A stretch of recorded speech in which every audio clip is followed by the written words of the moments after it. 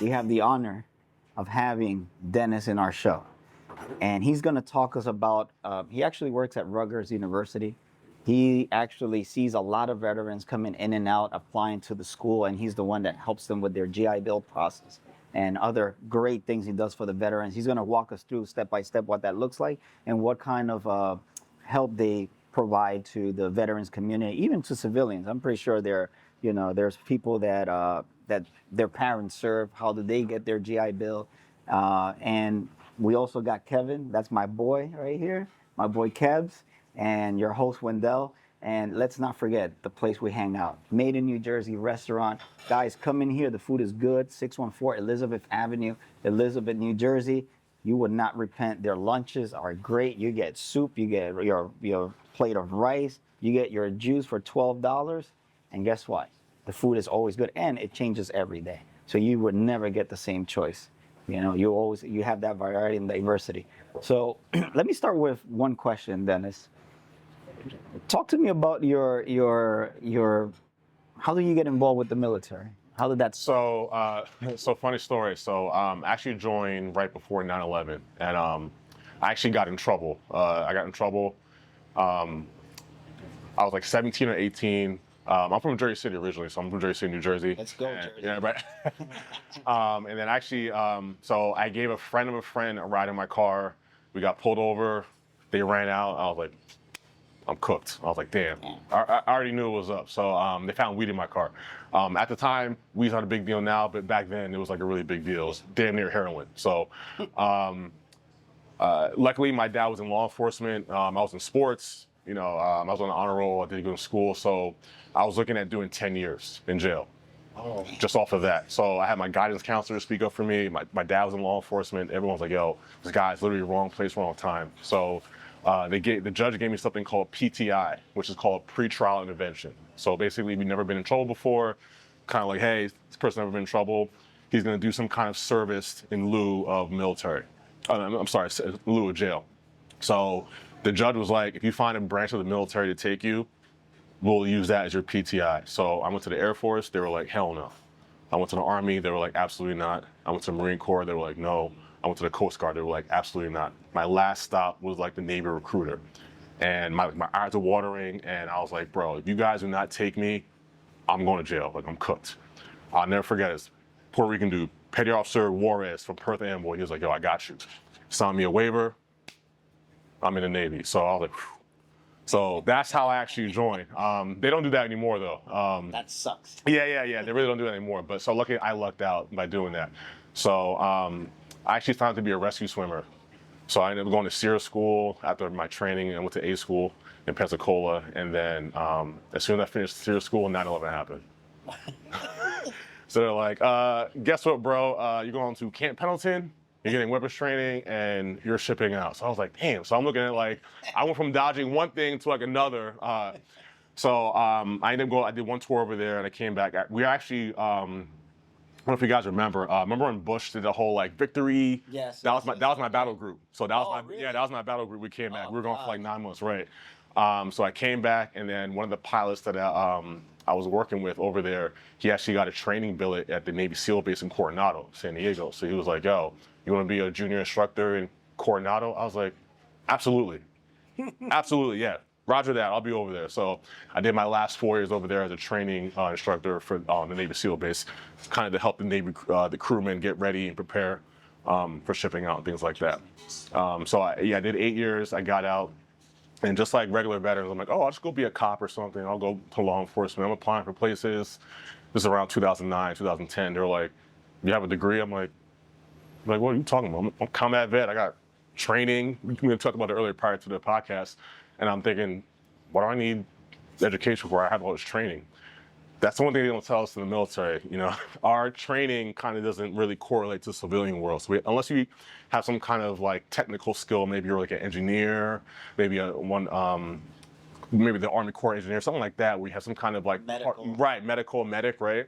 It really doesn't translate. To your point, like how do you translate infantry to accounting. Like there's no correlation. So like most people, I use my GI Bill. At the time, it was super brand new. Post 9/11 GI Bill. Yeah, I remember. Right. The changes they made. Right. Because at first it was Montgomery. So they switched to Post 9/11, and then I used that to get my undergrad at NJCU. So my two choices, I actually picked between Rutgers and New Jersey State University. And New Jersey State University gave me like 32 credits because I had a security clearance. So already I was like, oh, I'm going to NJCU because that's going to knock at least like a year off my degree. So I ended up doing that. I finished in like 3 years. And then I actually got my first job outside of that when I first graduated. I was the assistant coordinator at Middlesex County College for Veteran Services. So basically, I kind of got hooked up because they were like, yo, this guy's high speed. You know, he's one of the first students, because I actually did my associate's degree through Middlesex. Okay. And I was one of the first VA work studies there. So so I kind of just trained myself into the position that I'm doing now unknowingly to myself. So I went back to Middlesex. I was there for a year, and then I saw a position at Rutgers. I applied, and then I got it. And then actually one of the ladies who worked for the VA recommended me for the position at Rutgers because she was already there. She goes, yo, this guy Dennis, high speed, low drag. Like, you have to get him in here. So I would say you guys network. Networking is key. A lot of people don't realize how successful you can be just by having the right conversation with someone.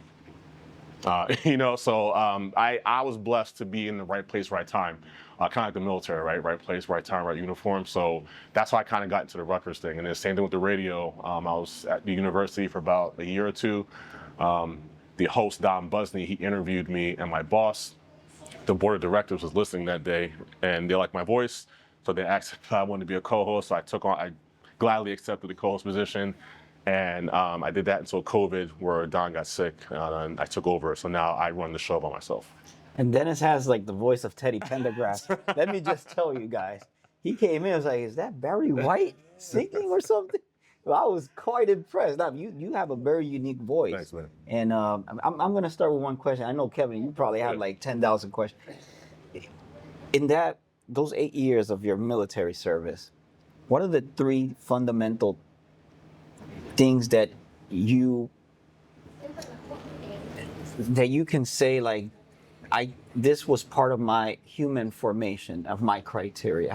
What were those things? Well, I know it sounds corny, but I think about the core values of military, right? Honor, courage, commitment. It sounds corny, but that mantra kind of keeps me stable in my own life. You know, honor to do the right thing, do what's right. You know, even when it's not popular. You know, courage. It's okay to be scared, but courage is doing something in lieu of you being scared. You know, and commitment. If you say you're going to do something, do it.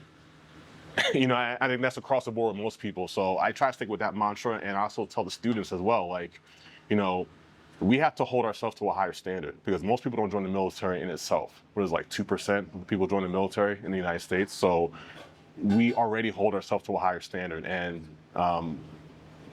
people depend on us. You know, like, not everyone can do this. You know, if it was that easy, everyone would join and everyone would do it. And it's not. You know, it takes a certain type of person to sign up for potentially dying to save people you don't even know. So I look at that as kind of my glue to keep me grounded in my own life, you know, and it does spill over. Because if you think about it, most of your training and most of the things you've done, you're doing now in the military, right? Head on a swivel, attention to detail, question everything, right? You know, so you're already doing this stuff. It's kind of in us, right? Organization, right? They actually did a study at Rutgers University, and I'm sure it's across the board. They say that the military students, including National Guard, reserves, veterans, we have a higher GPA than the average college student. Why do you think that is? Discipline. Discipline, right? Perseverance. We refuse to quit. Exactly. Even if we're not quitting, it's not even in us to quit. And and we're not afraid to fail. Exactly. Same thing in the military. What happens when you fail a qual? You just take it over. Go ahead. Right. You know. But it's funny you mentioned that, because you know, one of the, and this is something that I through my career, I always learned the balance of love and discipline, right?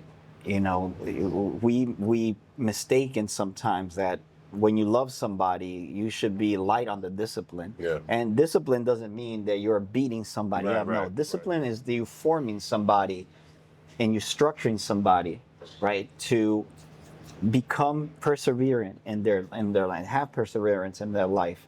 but also to have the initiative to serve themselves, to serve others, right? And it's a very valid point what you mentioned about like the core values, right? What are your thoughts, Kev? I love the core values too, because there's and I like how it is connects to the hiring process, from the from being in the military to the civilian world. Um, the core values are kind of principles. You have book knowledge, which Right. is universities, life knowledge, the things you learn from your experiences, which then comes to survival knowledge from the military, which is additional to that life knowledge because they're specialized things. You'll know how to survive in any situation, right? So that's what they train you for. Right. So you have the book knowledge, life knowledge, and then you have principles. So I think principles are something that universal across those three platforms in a sense. And I find it interesting how people don't recognize the principles and the core values in another person. Because once you have those principles and core values, those could be implemented into different sections Right. or different areas of expertise. And no matter what you're going to need, like the principles are the basics.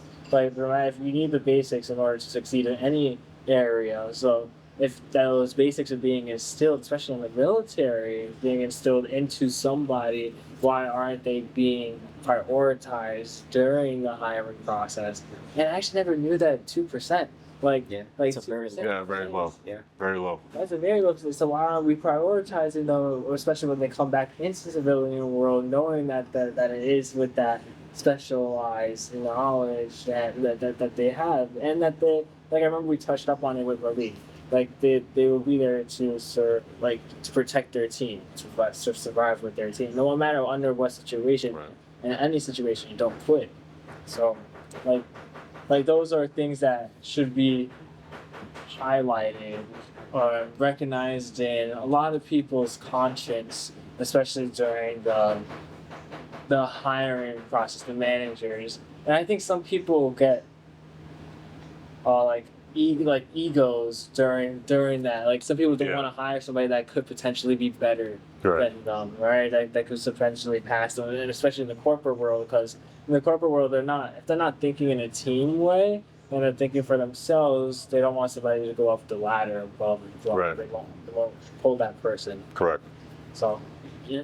And see, you mentioned the core values, right? And I think the most difficult thing is, what is the value of being a veteran once you finish your military career?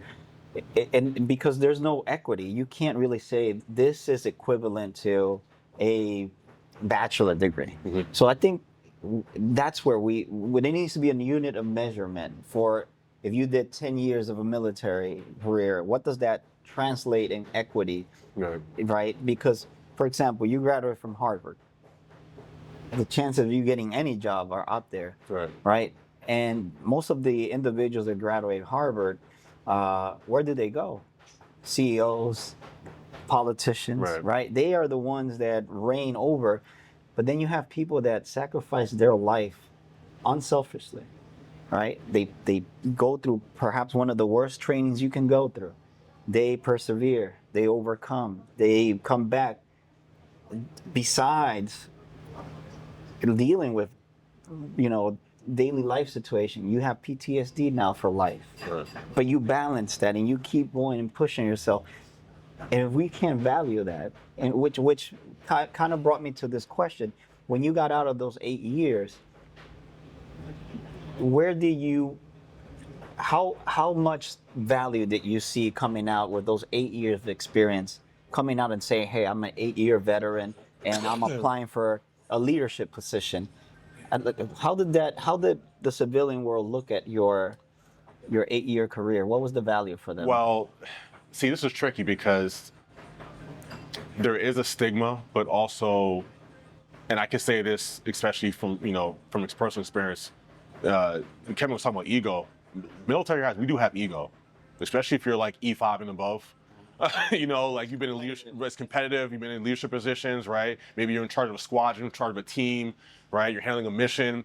that comes with a certain level of ego to think, well, I can just do anything, which is true to a degree. But when you get into the civilian world, you're kind of starting over because that hiring manager doesn't see everything you've done in those past couple of years. They don't see the training you've done. They don't see your leadership skills.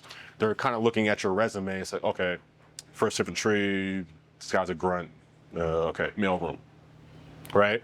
So I think it's a two-part. I think it's the veterans need to realize that they're kind of starting over and not to use that rank as a gauge of your success, but use your training more of a gauge of success. So what I did was I had to kind of eat humble pie after those couple rejection letters, right? Because I'm thinking, oh, I'll just become a cop somewhere or whatever.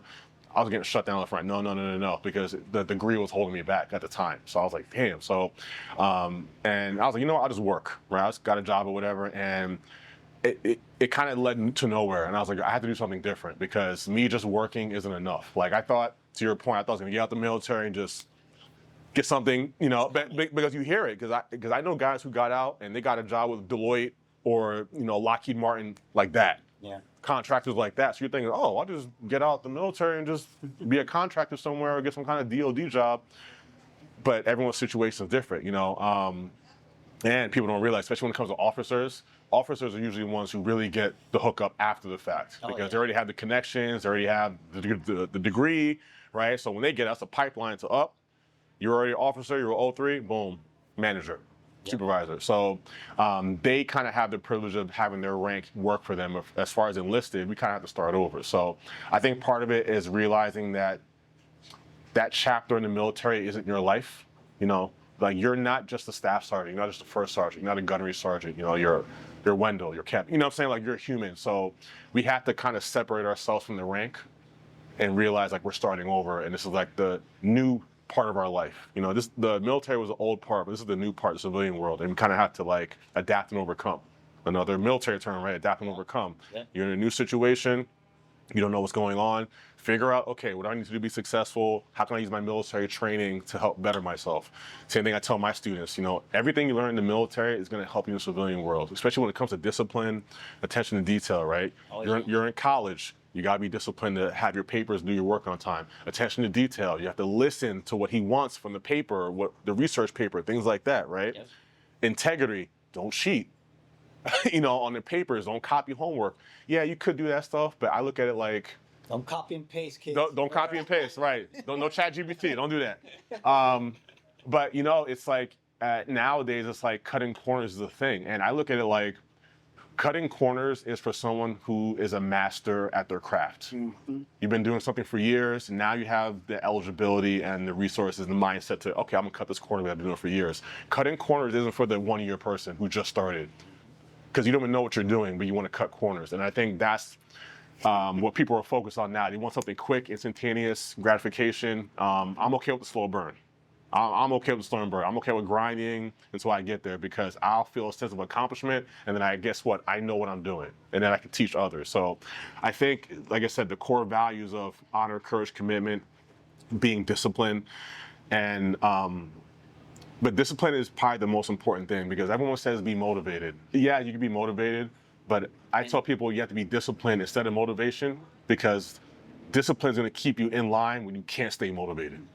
Yeah. I go to the gym and I work out like 5 days a week. I run like 10 miles a week or more. And you think I want to run 10 miles a week at 40? No, I don't want to do that. But guess what? It's just something I treat it like a job. It's something I just have to do because guess what? I want to see my grandkids someday. Mm-hmm. So I want to be in some kind of healthy position where I can pick up my grandkids and do stuff. So, and it's hard. That's why I said the military component is like not everyone can be disciplined to get up at 05. Yeah. And do a ruck march, or get up at 05 and do training. So that discipline and it spills over into your life. If you look at most successful people, they have a schedule and they have structure. It's not just like chaos, right? My wife makes fun of me all the time. She goes, "Yo, you wake up at the same time, you go to gym at the same time, you eat breakfast at the same time." I was like, right, exactly. I was like, there's nothing wrong with doing that. It's called structure, So. And then, people, to Kevin's point, people can't get intimidated by that because, like, man, this guy's like a robot. But not really. But I look at it like I have, right? But I look at it like I have to be locked in. Yeah. I have to be locked in, and I know a lot of guys that I grew up with that are like street guys or like, messing around in school, they didn't take anything seriously. Those guys are either in jail, they're dead, or not doing anything right now. And I was telling my son, I was like, the guys we used to make fun of in high school that were like computers and studying all that stuff, you're working for him right now. Exactly. You're working for that guy or that girl right now because they were locked in at an early age and they knew, like, yo, I don't want to do this. I want something better for myself. So the discipline, I think, is above all. But like I said, you can't always be disciplined. And it takes a certain type of mindset. So you have to be in that mindset of, I have to do this, no exceptions. But sometimes you can't turn it off. Yeah. And that's where it gets scary, right? Like sometimes I'm too locked in. Yeah. And now, I'm not focused on anything else. You start neglecting your family. You start neglecting, yourself. So to your point, it has to be a balance. You have to have a balance of recreation. You have to have a balance of family. You have to have a work-life balance. I think this whole like working from home thing is cool, but also, it gives people the opportunity to have time with their family, get the work done. And it shows that we're able to work 4 days a week and still maintain a high level of performance. Yep. And it's funny that you mentioned that because, and by the way, the cure of procrastination is discipline.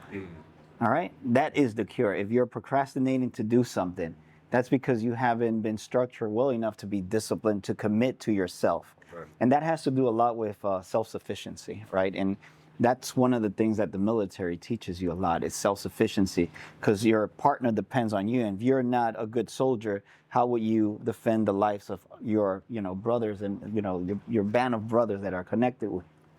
And it's funny you mentioned the fact that being structured, right? Having a schedule, right? And motivation is just something emotional, right? It's not logical, right? You can feel that spike once in a while, not every day. That's not going to get you up from bed. And there's a saying I love from the Marines. They say, everyone wants to go to heaven, but nobody wants to die. So people don't like suffering. But to be valuable and to acquire value or to accrue value, you have to go through some sort of pain process so you can become strong. You go to the gym, your muscle aches day one, but a year later, you got the guns like Dennis, man, and you're like, what do you have to say about that, Kevin? Like what Dennis was talking about, like, the sacrifices, the scheduling. Yeah. So I had to make a lot of sacrifices there, like within the scheduling and all that within myself. I remember writing down like my to-do list, and I saw like it was, and scheduling out myself. And some days I would forget, but then some days I would do it. And then I started getting the ball rolling, and then it became a habit of just doing it all the time. And then I implemented another thing, added on to it within my calendar. And then again with that, some days I'll forget. It was hard to build up the discipline into it, but once it's locked in, it's locked in. And then staying when it's locked in is kind of hard too, because when it's locked in, it's like the whole world kind of goes outwards, and like it starts neglecting like other stuff. But then it feels good too, right? It's like it feels great to be in the zone within the practice.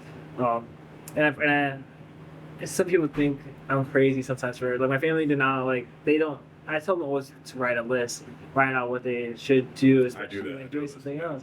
Yeah, right. And then they come back and they're like, "Don't do it. Why are you telling me to write down the list? I don't need the list." I'm like, "But it helps out. You don't have to repeat it in your head like 3, 5, 7 different times. Just check it off. And once you know when it's done, it's done. You're going on to the next thing." It reminds me of when Kevin and I worked together. Walking him through the business, right? I was like, he told me all this. Wendell, he was a great mentor. I was looking for a mentor. Wendell, amazing mentor. He told me a lot through work. And he gave me the principles, which were really like were instilled. My dad used to come from the military before too, so he was like my family. I have like a family full of vets. And he used to try to. We were like little boot camps. But get your rucksack. Yeah, I understood it all now because I'm like, those are things that I need to get done. And then Wendell, he put me to he helped me with that work to build that discipline, to write down like the to-dos, walking through the business, getting detailed, getting creative, finding those foundations. Like you need a foundation, and you can build from your foundation. You hit it on the nail, right? When we worked together, I remember a lot of people, and this happened with a lot of people. I never focused first on the creativity. You notice when I train you first on the basic, master the base. Something you were talking about, shortcuts, right? Once you structure yourself and you're strong in the basics, like for example, you walk the business every day. Now you had the vision of a business owner, not just a worker, right? Because now you're looking at how I'm making money here, there, and there. And I'm gonna make it through doing this, this, and this, and I'm gonna write it down. And then once you master that, then now be creative. Now you know how to do that. Now what's the cherry on the top you're gonna put to create and make more revenue on each one of those sections? And the good thing about Kevin and those years that we worked together is that not only Kevin was disciplined, but Kevin was efficient. Like if you talk about an efficient worker, this guy right here, like I'll be honest with you, I'm not the I'm perhaps very intellectual, very smart. I can see things ahead, maybe because I'm also wiser, right? I'm older, you know. But Kevin, I knew like, okay, I'm gonna plan to do this. I know Kevin can do all of this. All right, his efficiency. All right, and don't take for granted your efficiency. I think that's one of the best abilities you have. It's how you like, I'm telling you, it looks like he's floating in the air, right? So it brings me to ask you, right? You went out of the military, you went to get a career, and you've been serving veterans for quite a while, right? What have you seen? How is that structure first? So, like I said, every veteran is different. Like I said, you got guys who have PTSD. You know, I even have some guys who have like TBI. Oh, you know, wow. yeah, right. So like, the challenge is kind of, you know, and like I said, a lot of it's ego too. They're like, oh man, you know, the first time. It's like, bro, I get it, but you know, that chapter of your life is closing. So you kind of have to, like we talked about, or pivot and kind of adapt and overcome, do things different. So a lot of challenges the veterans have is whatever the personal challenge they have, maybe some frustration because they're not where they want to be. Think about it, you're going from like an E8, E9 to like, now you're Frank. you know, right, you know, you're just starting over, you know. Sorry, first sergeant, no, you're just Frank now, you know, yeah. So you're kind of starting over. So a lot of it is just kind of getting them aware of how the civilian world works and realize it's not like military. I always tell the guys, like, there's no sense of urgency in the civilian world. Yeah. Unfortunately. Like, there's no sense of urgency, you know? Like, if you email me and I don't answer, nothing happens. Exactly. Nothing happens. I don't get yelled at. Yeah, it's just, first sergeant. Yeah, right. Emails you. It's like, right. Oh, my God. Oh, right. my God. Right. You start sweating. Right. So there's no sense of urgency. So sometimes they have to unlearn that, you know, like that sense of urgency. Another thing, too, is sometimes, and I can admit this, too, a little bit is embarrassment, you know? You're 28, 29, maybe you're 32. Now you're back in school. You haven't been in school in 10, 15 years. And now you're taking algebra with like a 20-year-old. Right? So you're sitting there like, oh my God, man, like, it happened for me. Like, I was like 27, 28 in like pre-algebra. And I'm like, oh my God, this is so embarrassing. I'm like this old guy here trying to do pre-algebra, you know, but you spell algebra? For algebra, right? You know, I was like, oh my God, these numbers. But I had to get over myself. I was like, you know what?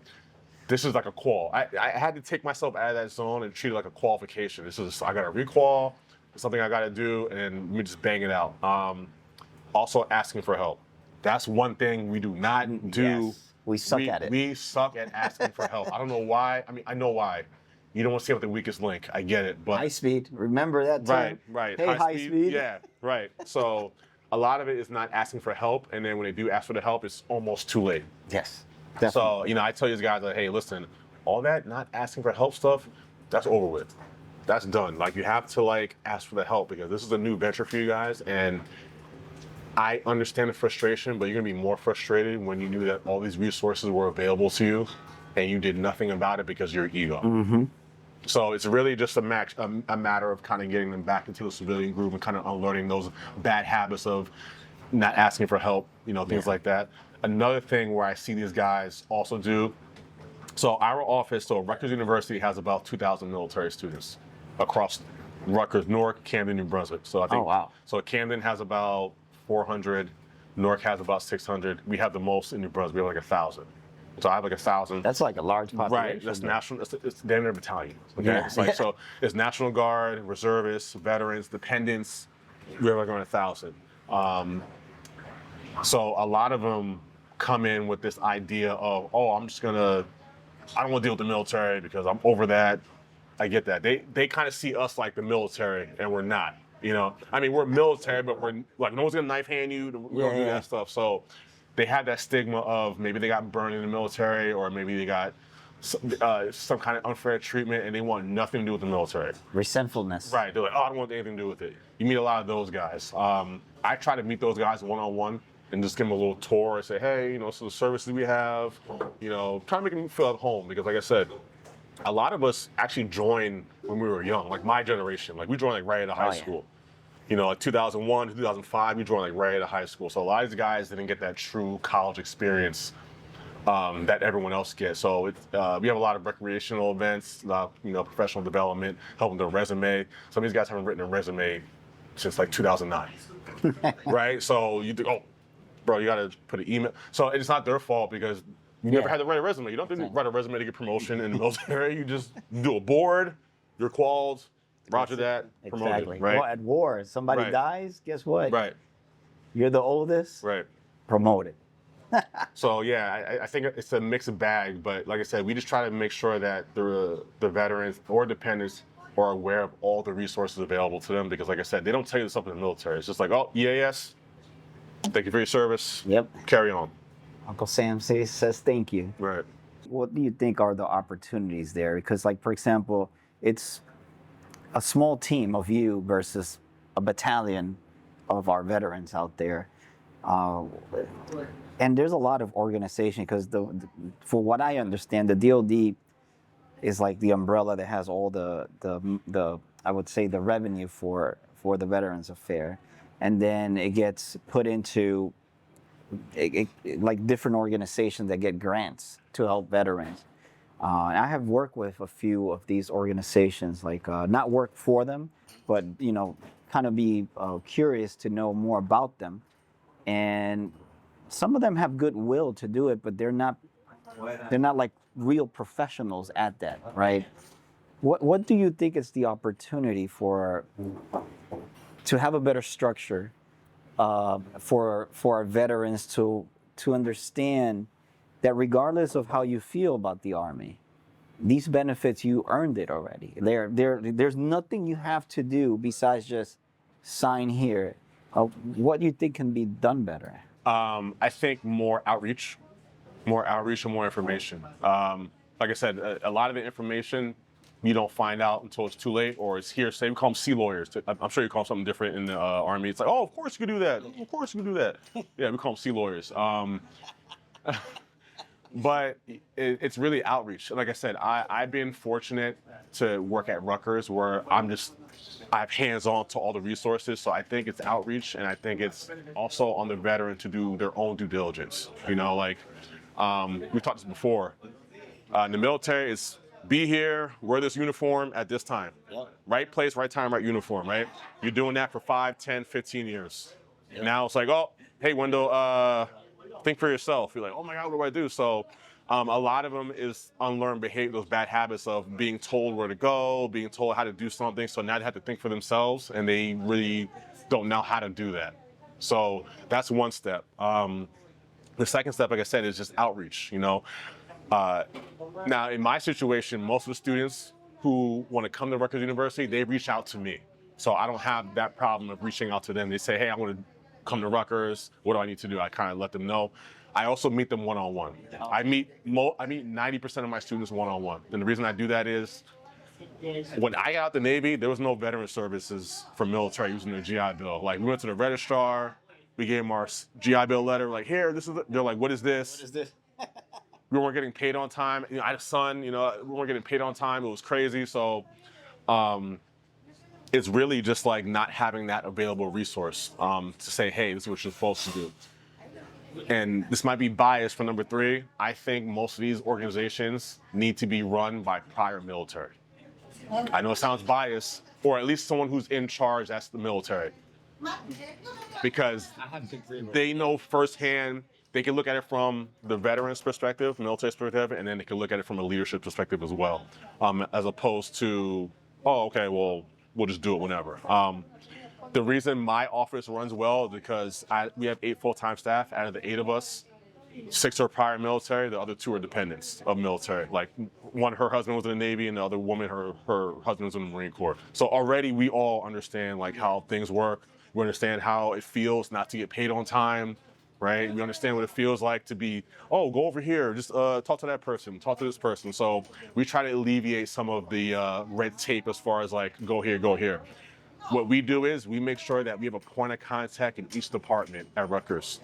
We have somebody in student accounts, we have somebody in financial aid, and not like the clerk. We have like the financial aid billing manager, the student accounts billing manager who handles military stuff directly. So we go straight to the top. So you don't have the middleman. We go straight to the whoever's in charge, and they're the person who handles all of the military affairs for that department. So, so if you're in the National Guard, you use a guard waiver. The financial aid billing manager, he handles all of the guard waivers for Rutgers New Brunswick. Point blank, you don't have to go anywhere, just go straight to him, okay? We have somebody disability services, so if we have a vet who has maybe like a hearing thing, or have a speech impediment, whatever they have, disability services creates SOP for them in their class, so they get an extra time to take tests.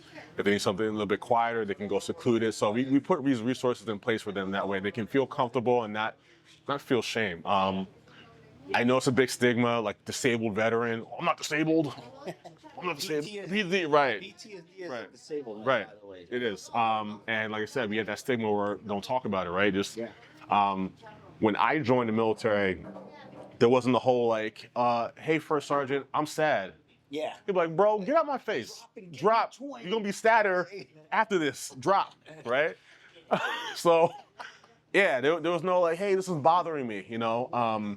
The other part of it is if you're in a leadership position, it's like, how do I tell these guys I'm sad? How are they gonna follow me if they see I'm depressed or whatever? Like, they're not gonna follow me. Like, how can I trust this guy if he's like scared or like depressed or whatever? So the stigma is kind of like, keep it in so you can carry out the mission, bottle it up, and then Suck it up. Suck it up, right? Yeah. So it has to be, it's not a one thing solution. I think it's someone in the military has to be in charge of that department.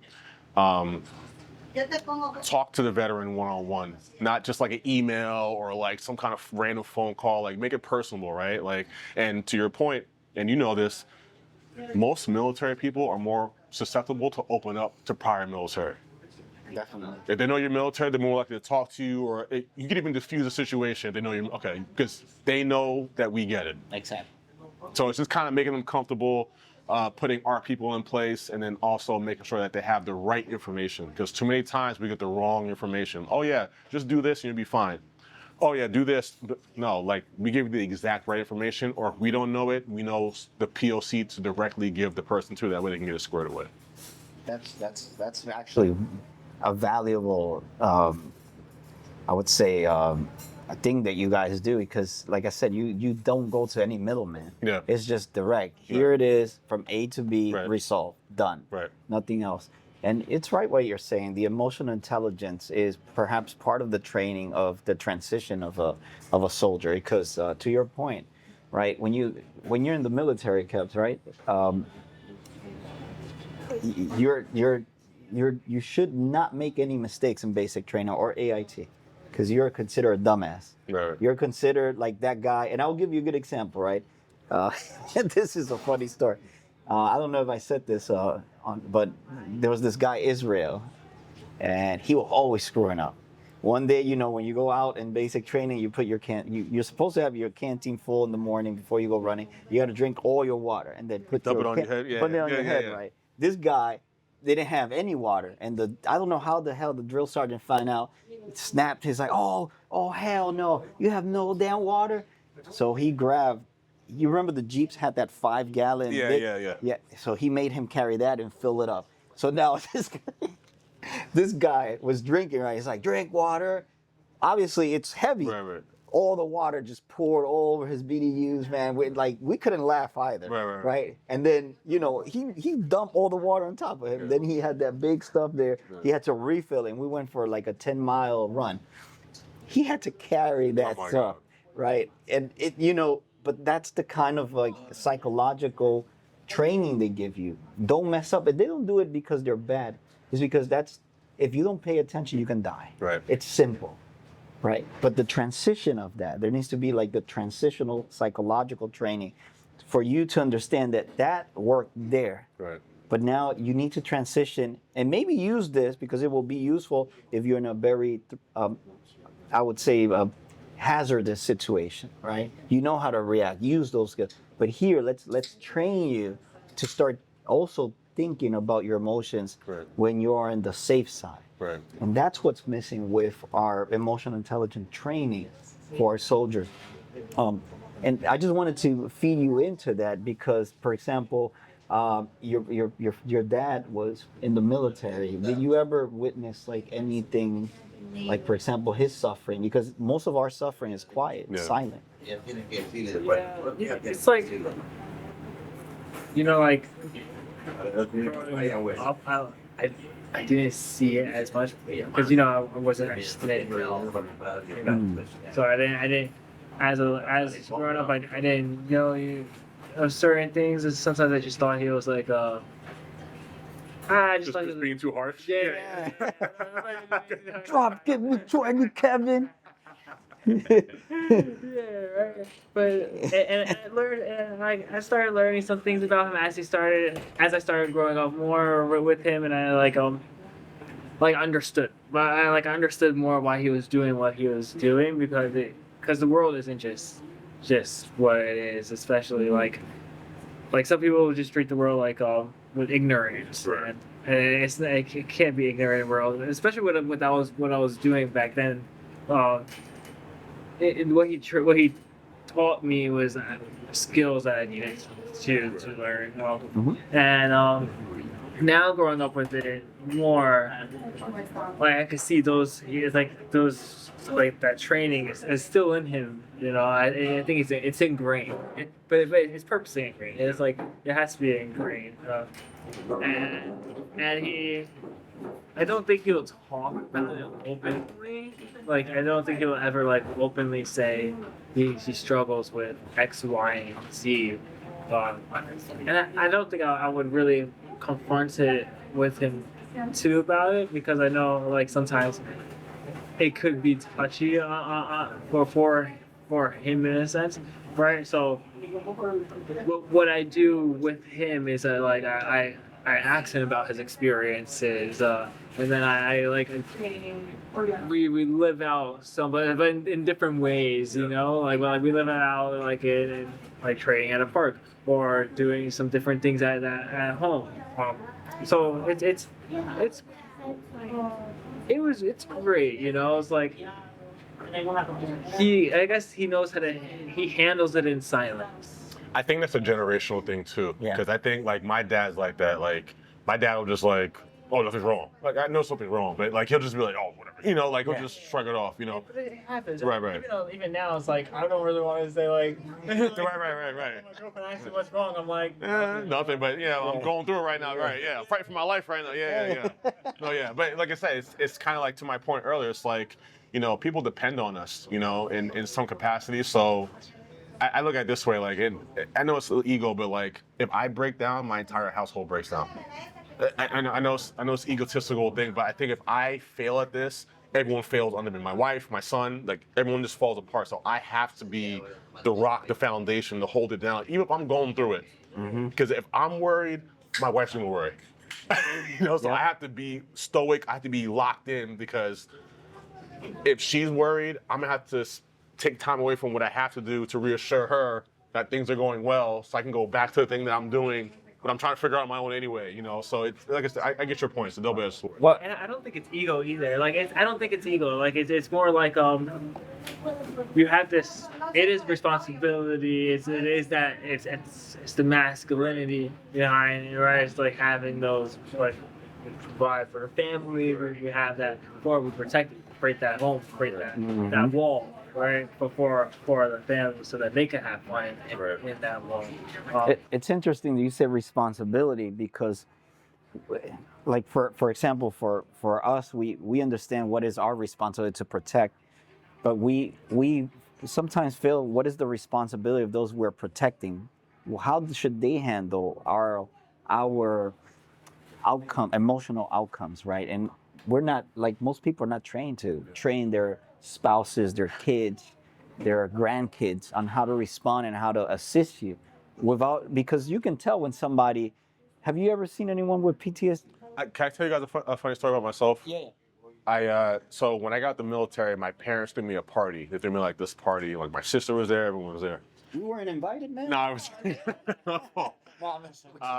So they threw me a party, and then there was like no ice in the cooler, and I crashed out. I was like, "Yo, what do you mean there's no ice?" Like I crashed out, but my sister was recording me. But she wasn't recording me to like record. She was just like recording the thing. There for the heck And she was just recording, and then I looked at the video. I didn't even recognize myself. It looked like someone was like wearing my body, acting like me. That's the best way I can explain it. And I was like, damn, did I just crash out over some goddamn ice? I was like, what the? I was almost embarrassed because I'd never done anything like that. And that's when I knew I had to do something different. Like, it was a mixture of like, I didn't have the job that I wanted. It was frustrating. So that's where I had to kind of self-reflect and be like, damn, I literally crashed out over some ice. Like, they're throwing me a party. I'm being a jerk off right now because there's no ice. That's how I knew like something was wrong with me, and I had to kind of get that addressed. And that's where the mental health kind of component comes in. I had all that bottled up, like I had to do this, you know, my family depends on me, you know, I just got out, what am I gonna do for work, you know? So all those things one of my students gave me the best analogy, and I always use this. He goes, think of it as like you have a bottle of soda, okay? And you shake that bottle, and then you put it down. The bottle looks fine, but then Kevin opens it, you know, oh my God, where'd this come from? You didn't see all this shaking I did 15 minutes earlier. You just see this regular soda bottle that was perfectly fine, and it's all over the place. That's what happened to me. I just crashed out.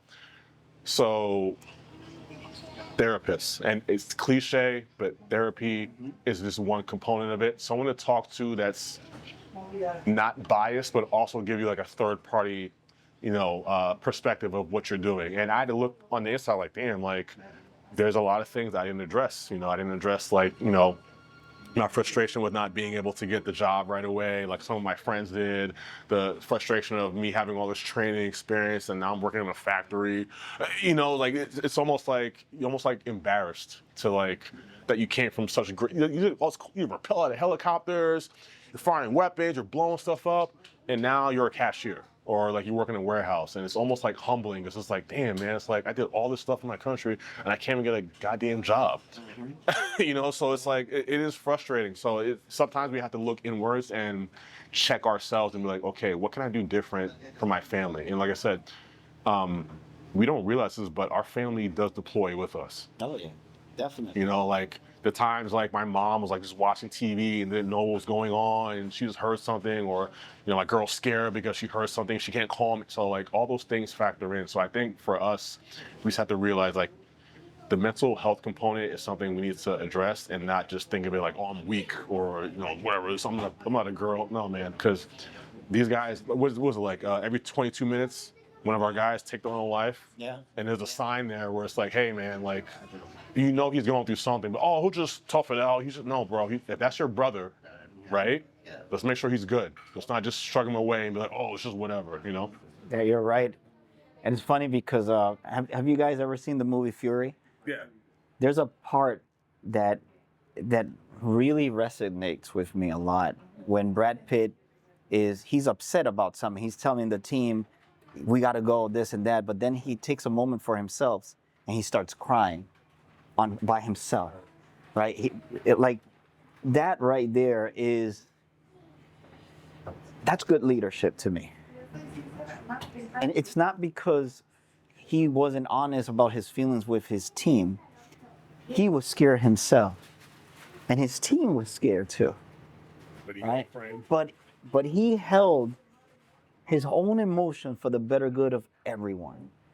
So and this is the difficult thing about transitioning your leadership that works so well in the Army or in the military or in the Air Force, Navy. Now you come into a concept of leadership that is very selfish. You come to a concept of leadership where there is very little integrity. I'm telling you, I'm an old dog that worked a lot in corporations and led a lot of teams. And you start to measure your integrity with that, and that's the wrong thing to do. Because you are responsible for you. You can't be responsible for somebody else. You can be a great teacher, a great mentor. They make the decisions and they take your values and add it to theirs. Now, with that about like the therapy, right? I think therapy is not only for military. It's just like for men. Men barely talk about their emotional struggles. They give you a good example. You let's say you break up with your girlfriend that you had for 5 years, and you got to man up. You're supposed to not exactly. So have you ever guys went through an experience like that where you're like so sad inside, but you have to portray, the opposite of what Brad Pitt did in Fury, because that's what we normally do. For my experience was, I guess this was a big impactful experience in my life, where during a couple of years my life wasn't like in a very sense. So I had to figure out how to get out, right? And I had to not only get myself out, but also pull those along with me. So during that final process, like God works in such great ways. Indeed. Like God works in such amazing ways. Where during that final process of us going through it and that packing, like no one was really believing in it, and I had to pull through. I was going to school. I was working in the city. My travel was around 2 hours to go to work in the city. Take the ferry and the bus and the train and go over a bridge. And I used to take the boat to go to work. So I can say that's my grandkids, right? Used to travel orders for that. So I used to do all that and then come back to school and do homework and then trying to get everybody through to just pack and start going, right? Finally, I had to shut down part of myself just to keep going through those cycles. So they could break a cycle and go into another one. I had to not dissociate myself, and I used to find a lot of motivation, and I used to find a lot of motivation in military talks too. Like I used to listen to some chants sometimes while doing my exercises and stuff like that, because those are very honest. Like that beat and stuff is perfect, So I pulled myself out of that situation, and it was great, and I didn't feel like I had anybody to really talk to about it. Like I just had to get myself through it, and through that experience, it's now just finding different ways to get myself through different stuff, which is great. Like that's the next step. Like just keep climbing upwards to new heights. Like that's what I look forward to. Like I always look forward to what are those next heights to go. Like I always say, when I wanted to die, that's when I really started living. Like just because of that, that's when I really started living. I started seeing the world in different ways. Like it wasn't just this is kind of why don't I just try this? What's the worst that can happen? Like nothing could be like that. That low. So let me just try something. I don't know what could happen from that, and then the world opens up and new experiences happens, and it's like, oh, that wasn't bad. Well, what happened if I try this? Oh, that's not bad. And then keep growing from there. Definitely, for sure. Have you had a moment like that Brad Pitt moment in your life? Yeah, I mean, I had a couple, man. I guess the most interesting one I probably had was, so I remember one of our first missions into Iraq. We lost 2 helos just right off the rip. Damn. And one of my good friends was in the helo. Oof. And we didn't even have time to mourn. It was even it was just it just happened. and we just kept pushing, you know. And then like it just hit me like a ton of bricks, like at night, just like all that emotion, just sitting there, like damn, you know. And I was like thinking about him, and I. Like it was just like overwhelming, like, you know, so like that wasn't for me. It was kind of like one of those situations where it's like it happened so quickly. You're just like you don't even know what to do. You even know what to do. Exactly. You're just like you're just like pushing forward. And to your point, they don't teach you how to like out from years later, you know, because something you just push it down, and then you have all these emotions, like you're angry. You know, you want revenge. You know, you're pissed off. You know, you're right, but then you're also scared because you're like, oh damn, like. And in my head, I was like, yo, like. Miller was like one of the top guys in our unit, and he didn't last like 2 days. Like I'm cooked. Exactly. They're like, oh my god, like I'm cooked. You know, like there's no way. You know, and you start thinking about your family, and then that's one thing they tell you too. It's like that's why you have to be locked in. It's like you can't think about your family when you're over there. Yes. You have to be like completely locked in, like a psychopath. Yep. And it's hard to turn that off. It always circles back. It's like you can't turn off that intensity because you need that to survive. You know? Yeah, you're absolutely right about that. And like, for example, the psychological training of going to basic training, AIT, is exactly that, hyper alertness. So you're hyper alert about everything, right? I don't know if it happened to you. When you came back, you start driving and you saw like a bag of you're like you start trash bag? Yeah, you start what's the trash bag with it? Yeah. You start driving all the way to the opposite side. Right. So the training is very effective of hyper alertness, right? Yeah. That makes you react quickly to what your brain already believes it's a undeniable danger. So your logic is that, right? And it takes just going to the basics of emotional intelligence, right? One of the greatest weapons is breathing techniques, right? And that can be taught. And I do think that as you start, let's say you have like 3 months, because you got 3 months to leave the military. That's when you start the process, right, of de-escalating the training, right? How? Hey, we're going to forget everything we taught you. Now these are your orders. Because we follow orders in the Army. These are your new orders. You got to get ready for out there because you represent us, right? Now you have a new mission. You got to learn how to deal with your emotion. We're going to teach you how. Now these tools are not necessary for you to not have those emotions, but to learn how to control them so you can operate, right? And you can continue your life successfully, right? Because unfortunately, the trauma of war, the trauma of a death, the trauma of your training comes with a price. There's a win and a loss, and a loss and a win. And guess what? There's a big possibility you are going to experience PTSD. No.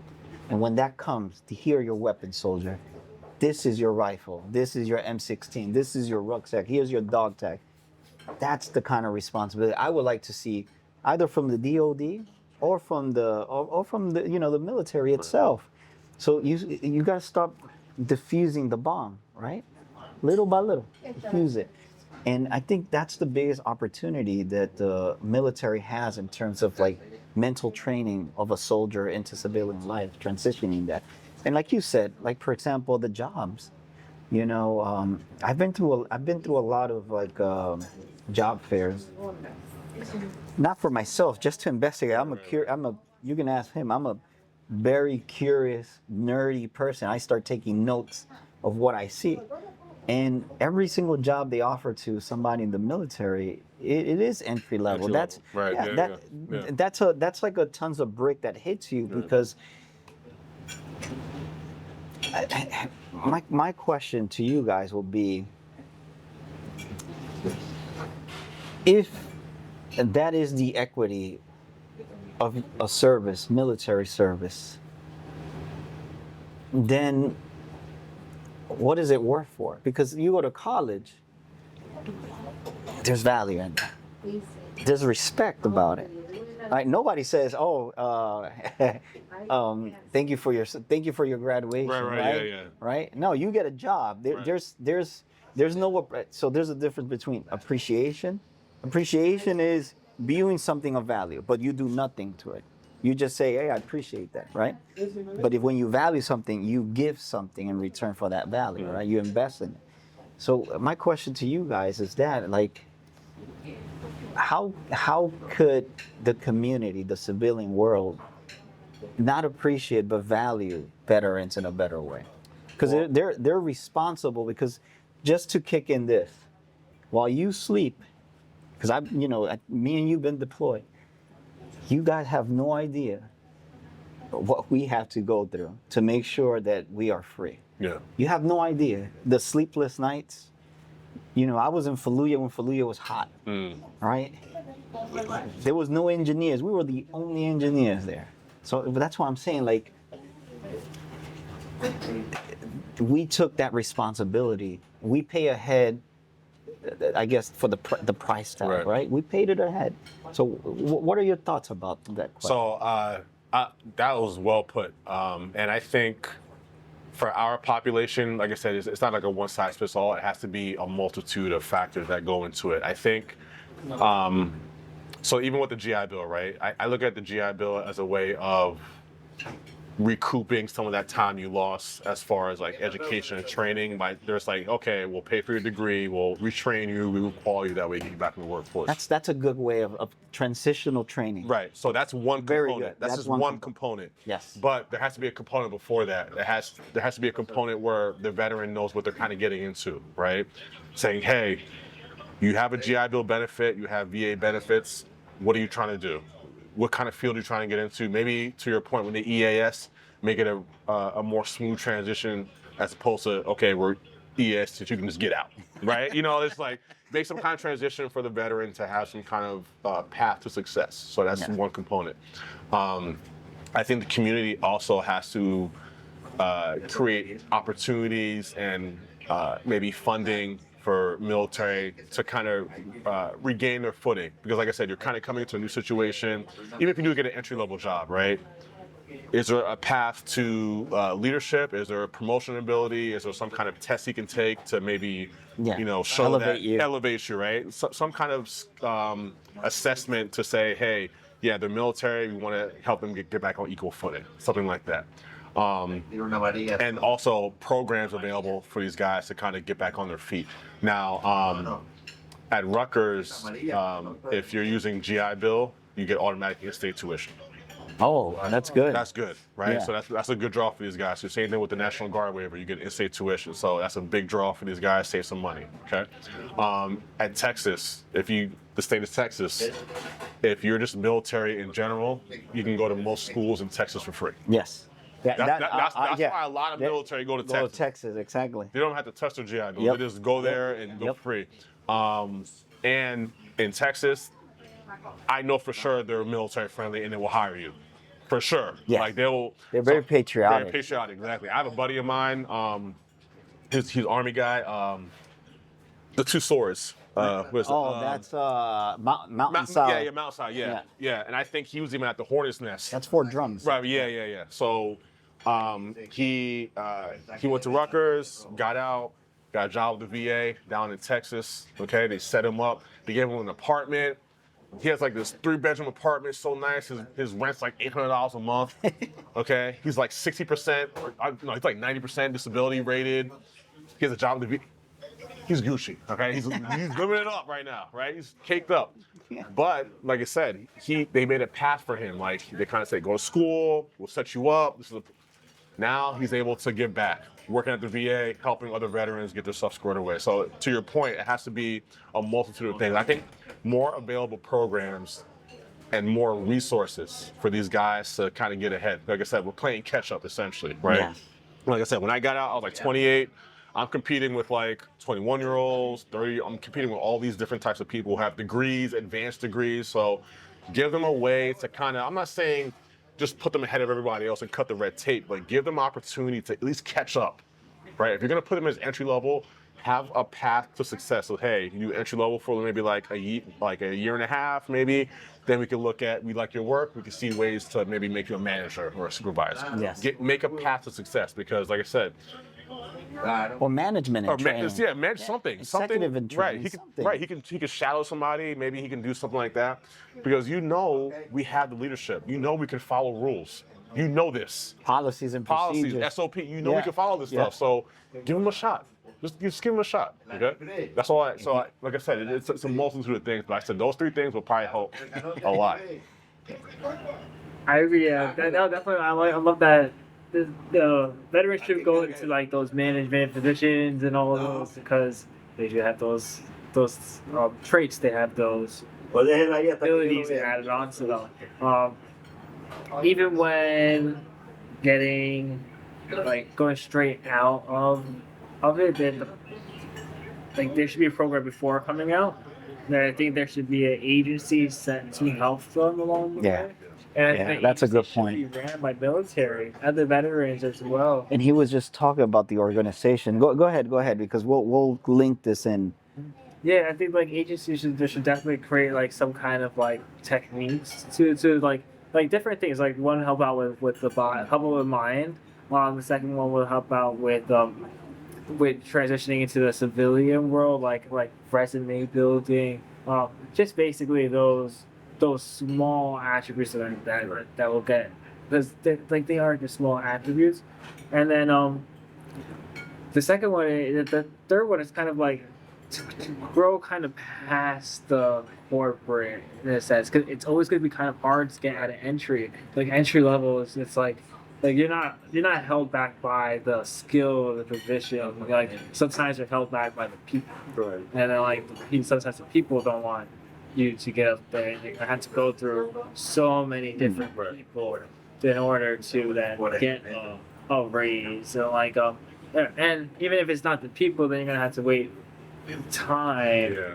When that time could takes up sometimes a long time in order to get to the position that was ready, like kind of striving for, but it should have already been in it because of the ability and traits that already added onto it.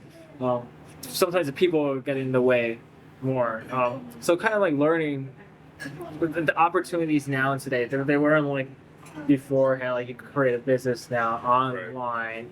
Educate yourself online now too, like finding resources online now. In a sense, like a lot of things are happening through the internet. I think some kind of agency should definitely help with that. With the path of learning how to use the internet for the advantage and connecting. And I think civilians should take respect to the veterans, recognize that they're not grunts, you know, like you guys are hiring grunts. I wish there was like a civilian life boot camp to transition into that makes you ready for civilian life after going so much trauma, right? But it's funny that we're talking about this. Like I've seen and I've experienced this myself. If I'm competing with or I'm interviewed for a job, they don't even ask you about your military experience. Not even one question. So that's what I mean. There's no equity. There's really zero value. I worked in big American corporations, and not once somebody mentioned my skill sets or talk to me about your military experience. And when I mention it, it was like a no, like this doesn't. It's like yes, it relates because guess what? If I can defuse bombs as they're shooting at me, that means that, and I'm not nervous about it. Right. Yeah, Right, yeah, and yeah. I can get it done Right. and come back alive. There must be something to that. That means Right. I can remain cool no matter what stressful situation I'm in. So that translates into something, right?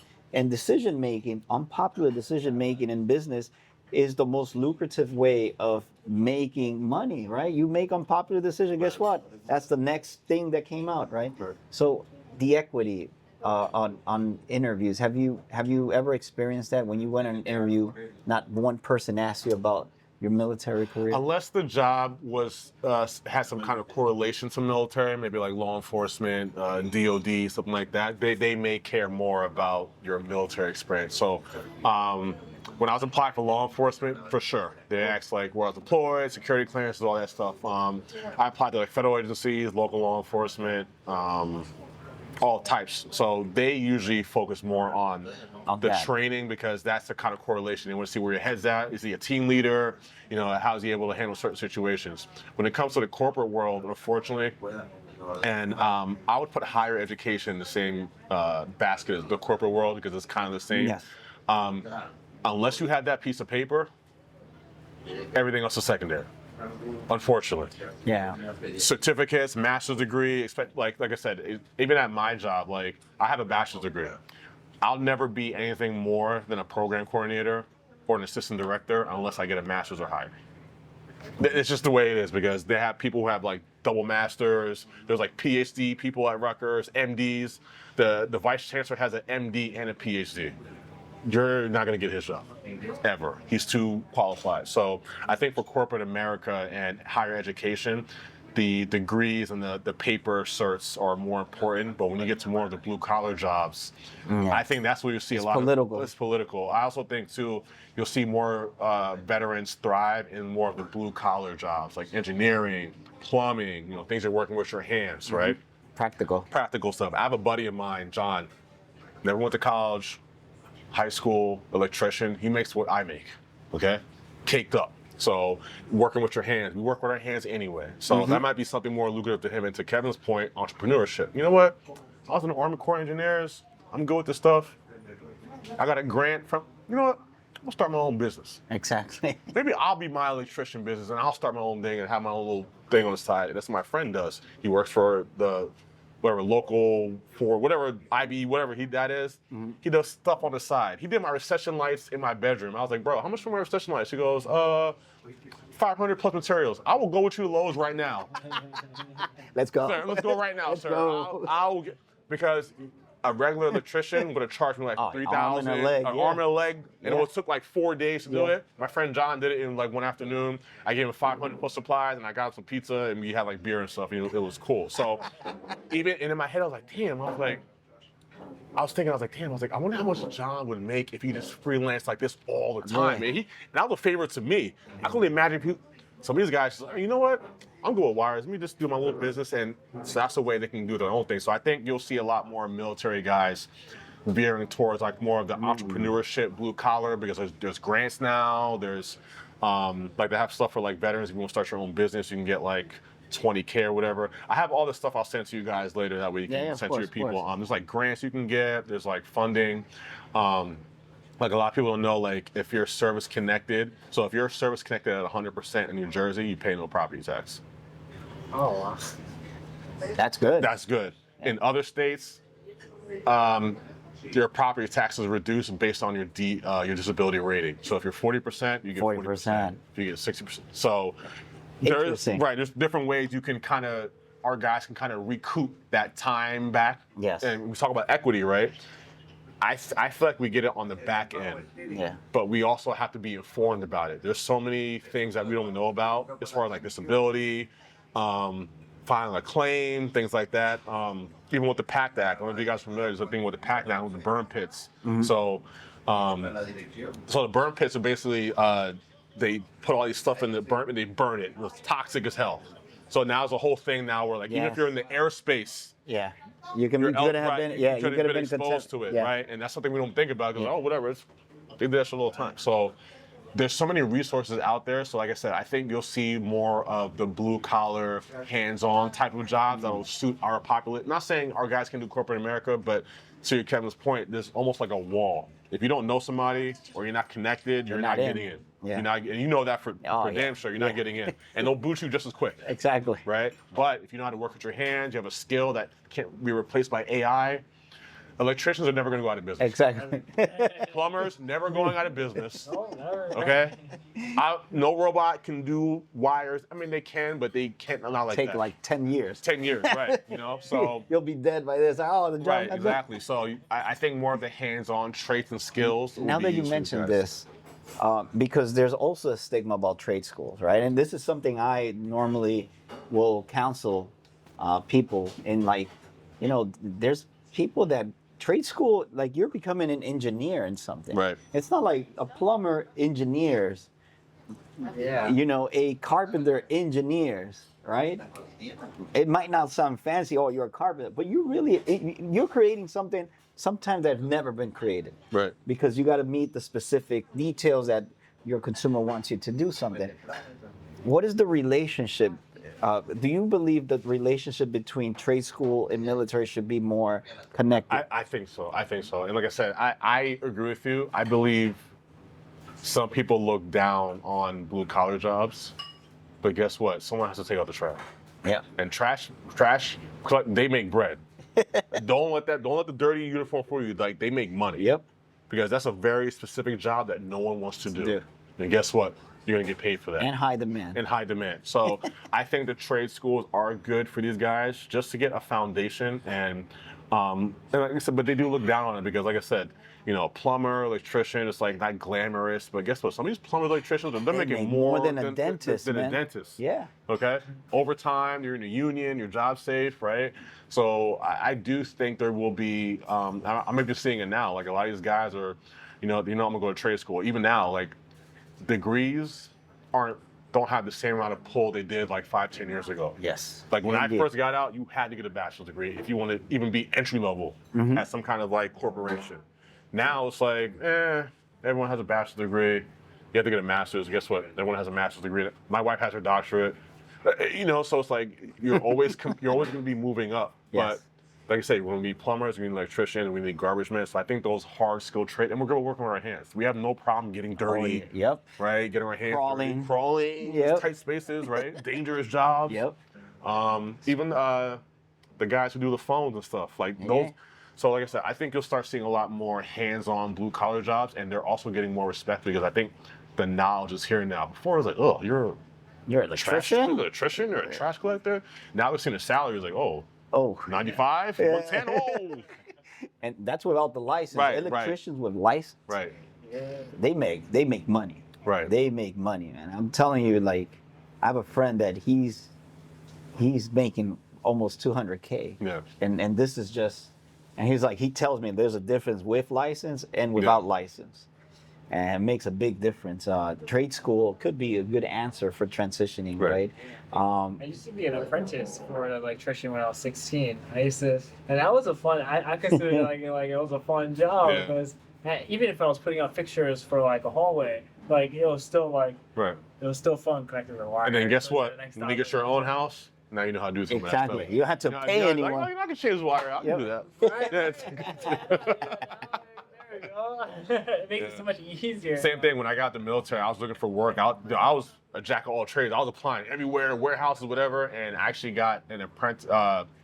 My friend got me a job with her sister's husband who had like a mill shop. So I was doing like putting together furniture and things like that. And I was like, wow. I was like, even though I don't want to do this long term, I appreciate the fact that I learned how to like build something. You know, like put something together with my own hands. So now I'm like in the house, I'm like, I can change out that band stand up. So like those skills, like I said, we take those skills and we use it later down in life, just like the military. All those skills I learned over the years, all those odd end jobs I did, I don't regret them, but I kind of feel like having all those small, nowhere jobs while I was getting out the military gave me that drive to do more. Because I was like, I don't want to be working in some warehouse. I'm not doing this. So I was like, you go to school. I was working, going to school. Like my car got busted up. Like I got in a car accident, so I had to catch like 2 buses downtown, another one to Jersey. It was crazy, but I told myself, I was like, like my purpose is to bang this out, finish it, and then get something employable. Dennis, I have a question. And we're talking about like these benefits are great for people that come out honorable discharge, right? When I was in the military, when we came back from deployment, I came back before everyone else. And then when the team came back, the squad, a lot of, and I don't know if this happened during your era, but a lot of, I would say like about 30% of the squad, 40% were very dependent on drugs. They will go on Percocet. You know how you go, they will get Percocet. I would give them not knowing, right? And not that I was innocent, but I was like, take it. I don't care. You're my battle buddy, right? And some of them got discharged, not with honorable. What do they do for those that are other than honorable positions? Because I do think some of them served 2-3 tours, and now the trauma was so much that they did something dumb. And remember, you're only 18, 20, that range when you first start in the military. What do they do for those? So they're, although you may have gotten an OTH, depending on what it is, you can fight that. So a lot of people don't know that. You can fight your you're in dispute your military discharge, depending on the circumstance. Also, they may be eligible for VA compensation depending on, something happens. So like I said, if you have PTSD, you got injured over there, and now you're taking Percocets, you got hooked, the Army might be liable for that. Just because you were over there in a combat capacity, they need you for the mission. They supplied it to you. You didn't get it off the street. yeah, You just didn't find definitely. it. They gave it to you. Yeah, So definitely. I always tell these guys, like, if you can, contact the VA, get your medical record if you can, and comb through that thing with a fine-tooth comb because you may be eligible for some type of compensation with that. Also, fun fact. So, especially for the guys who've been in more than 8 years. So, once you re-enlist, you get a new D14. Yes, yeah. So, It's a new mission. right. So, as long as you have one honorable, you can use that to get benefits. Interesting. So a lot of people think the last D214 is the one and done. That's just your second D214. Your first one, you can say, if you have a first one that has honorable, and you re-enlisted, and then you got in trouble, you can still use your first D214 as that. A lot of people don't know that. Yeah, I wasn't aware of that. Yeah. Also, if you got out the military after 2013, your GI Bill does not expire. You can use it from whenever. If you got it before 2013, you have 10 years to use it. Yes, I remember Right. that. Also, I don't know if you remember Montgomery GI Bill. Yes. If you're eligible for Montgomery GI Bill, you can still use it. Remember? Because They had a time lapse. Right. So they told you you had to relinquish Montgomery GI Bill in lieu of post 9/11. Yes. And the appellate court was like, no, you can't do that. can't do because that, yeah. service members are entitled for 48 months of benefits.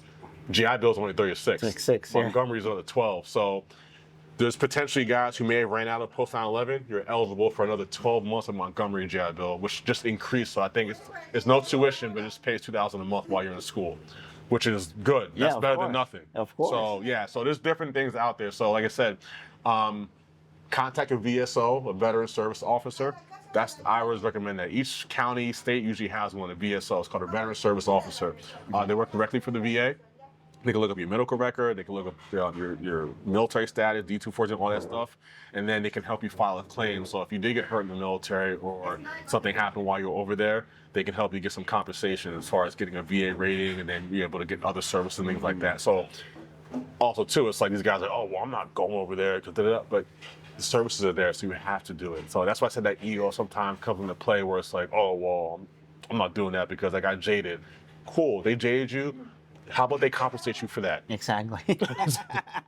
know? Like a lawsuit, Right, but an internal military lawsuit. Right. I don't know. You have any questions there, Kim? I love that where it's like, yeah, they did something like, just go over there. Yeah, anyway. Better Just call Saul. Well, right. take advantage of those Right, benefits right. that are there. They might as well. They're there, right? Right. And like, just The money is there. Right. because the- But also too, I think it's a disservice because I feel like they should be openly presenting the information to us. Like Exactly. the only reason I know about this is because I work at a university. and you know the details. I know the of it. details. The average veteran does not know this stuff, and they don't know to ask.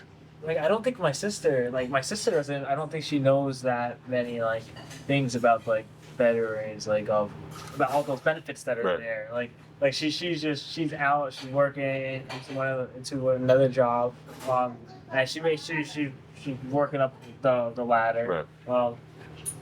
But I don't think she knew about all the different benefits. And she was getting her bill for a little bit, which helped with Yeah. the schooling. And then she went for like a film degree. But like the other stuff, like I know my dad tried to guide her in certain stuff because he was a veteran. I think he tried to guide her in certain paths. But like I wonder like what is that central agency where some veteran can go to? Like if they search on Google. Where all my resources? I would tell them maybe to check out the GI Bill website. Okay. Go to gibill.gov. They can check out the website. It has all the available benefits. So if they can, try to contact a veteran service officer in your county. Every county usually has one. one. Hudson County has one. Essex County has one. They're usually based out of whatever municipal building is there. So if you just look up whatever your county veteran service officer, Then you'll find it should pop up, and they can help you file a claim. They can let you know what GI Bill you're eligible for, things like that, how to do disability ratings, and kind of, like I said, recoup that time back. Because I said, we lost a lot of time being deployed. We miss Christmases, birthdays. I miss my son being born. Life, right? So it's kind of your way of recouping. You know what's Got time funny? back. You mentioned time, right? I'm going to go into another subject because we have elections. Literally, we are in elections right now. But before I go there, it's like when, if you notice, if you see a company posting a job opening, they would say you can have a master or the equivalent of 10 years of management or leadership or within that field. When we want to resolve something, we find a way. Like, for example, you don't have an education, but you're qualified because you don't have the degree, but you have the knowledge and the practice. But you learn the theory within the practice. Right. You're equivalent to that master's degree, right?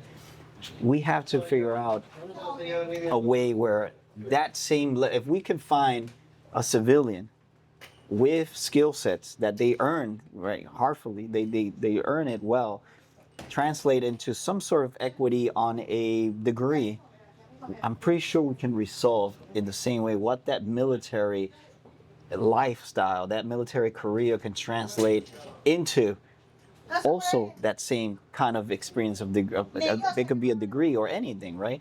Because life experience is not free. Yeah. Right? Yeah. It's not free. Yeah. And speaking of not being free is we're in an election. And this is where the veterans get used the most. Yeah. I can tell you go through any political campaign, veterans are like, yeah, we support our. What are your thoughts about these campaigns? So I look at it like these politicians, whatever side you're on, they're going to use whatever resources available to them, to get the job done. Also, I think our community now is divided as far as like our military community because I would argue most military probably are more conservative, but now I see more on the liberal side of things. So, but also too, I look at the military as just a job. Yes. It's like I'm not petty officer second class penny. I'm Dennis. That was just something I did. Like that was my job. So yes. I don't see myself handcuffed to any political party. Even like when Bush was in, Bush was just. Yeah, he was just. Yeah, he was just the commanding chief. Yeah, that's it. It wasn't like, I'm just writing for the. You're in charge, sir. Roger that. There's no different than you get a new skipper or a new. Yeah. You're still gonna get new colonel to command. Regardless of who they are, you just have to follow that person. You're still gonna get orders. Right. And I think now we're kind of in identity politics and tribalism. So everyone's handcuffing themselves to a certain party or things like that. But yeah, I do feel like a lot of veterans do attach themselves to a specific political party because they feel like they have to. And the rhetoric is there, God, country, and bullets. I get it, but there's burgers more. Right, burgers and fries, right? So yeah, I get it, but there's more to that. We're from the inner city, so our experience is a lot different than some of these guys who grew up in Texas, or Alabama, Alabama stuff, right? So they have their own view on how the world should be, but when you kind of grow up from nothing. Your view is a little bit different as far as have and have-nots. Mm-hmm. I would argue most people from our community, the inner city, don't have a sense of entitlement. Yeah. We're we gotta get up out of here. Our thing is I'm trying to get up out of here, man. I'm trying to find any way. In my own neighborhood, either you played a sport, you were a D-boy, or you joined the military. Yep. Those are three choices. There was no in between. There was no I'm gonna go to college and no, it was either you did one of those three things, right? And some of us are just so grateful for the opportunity to get out.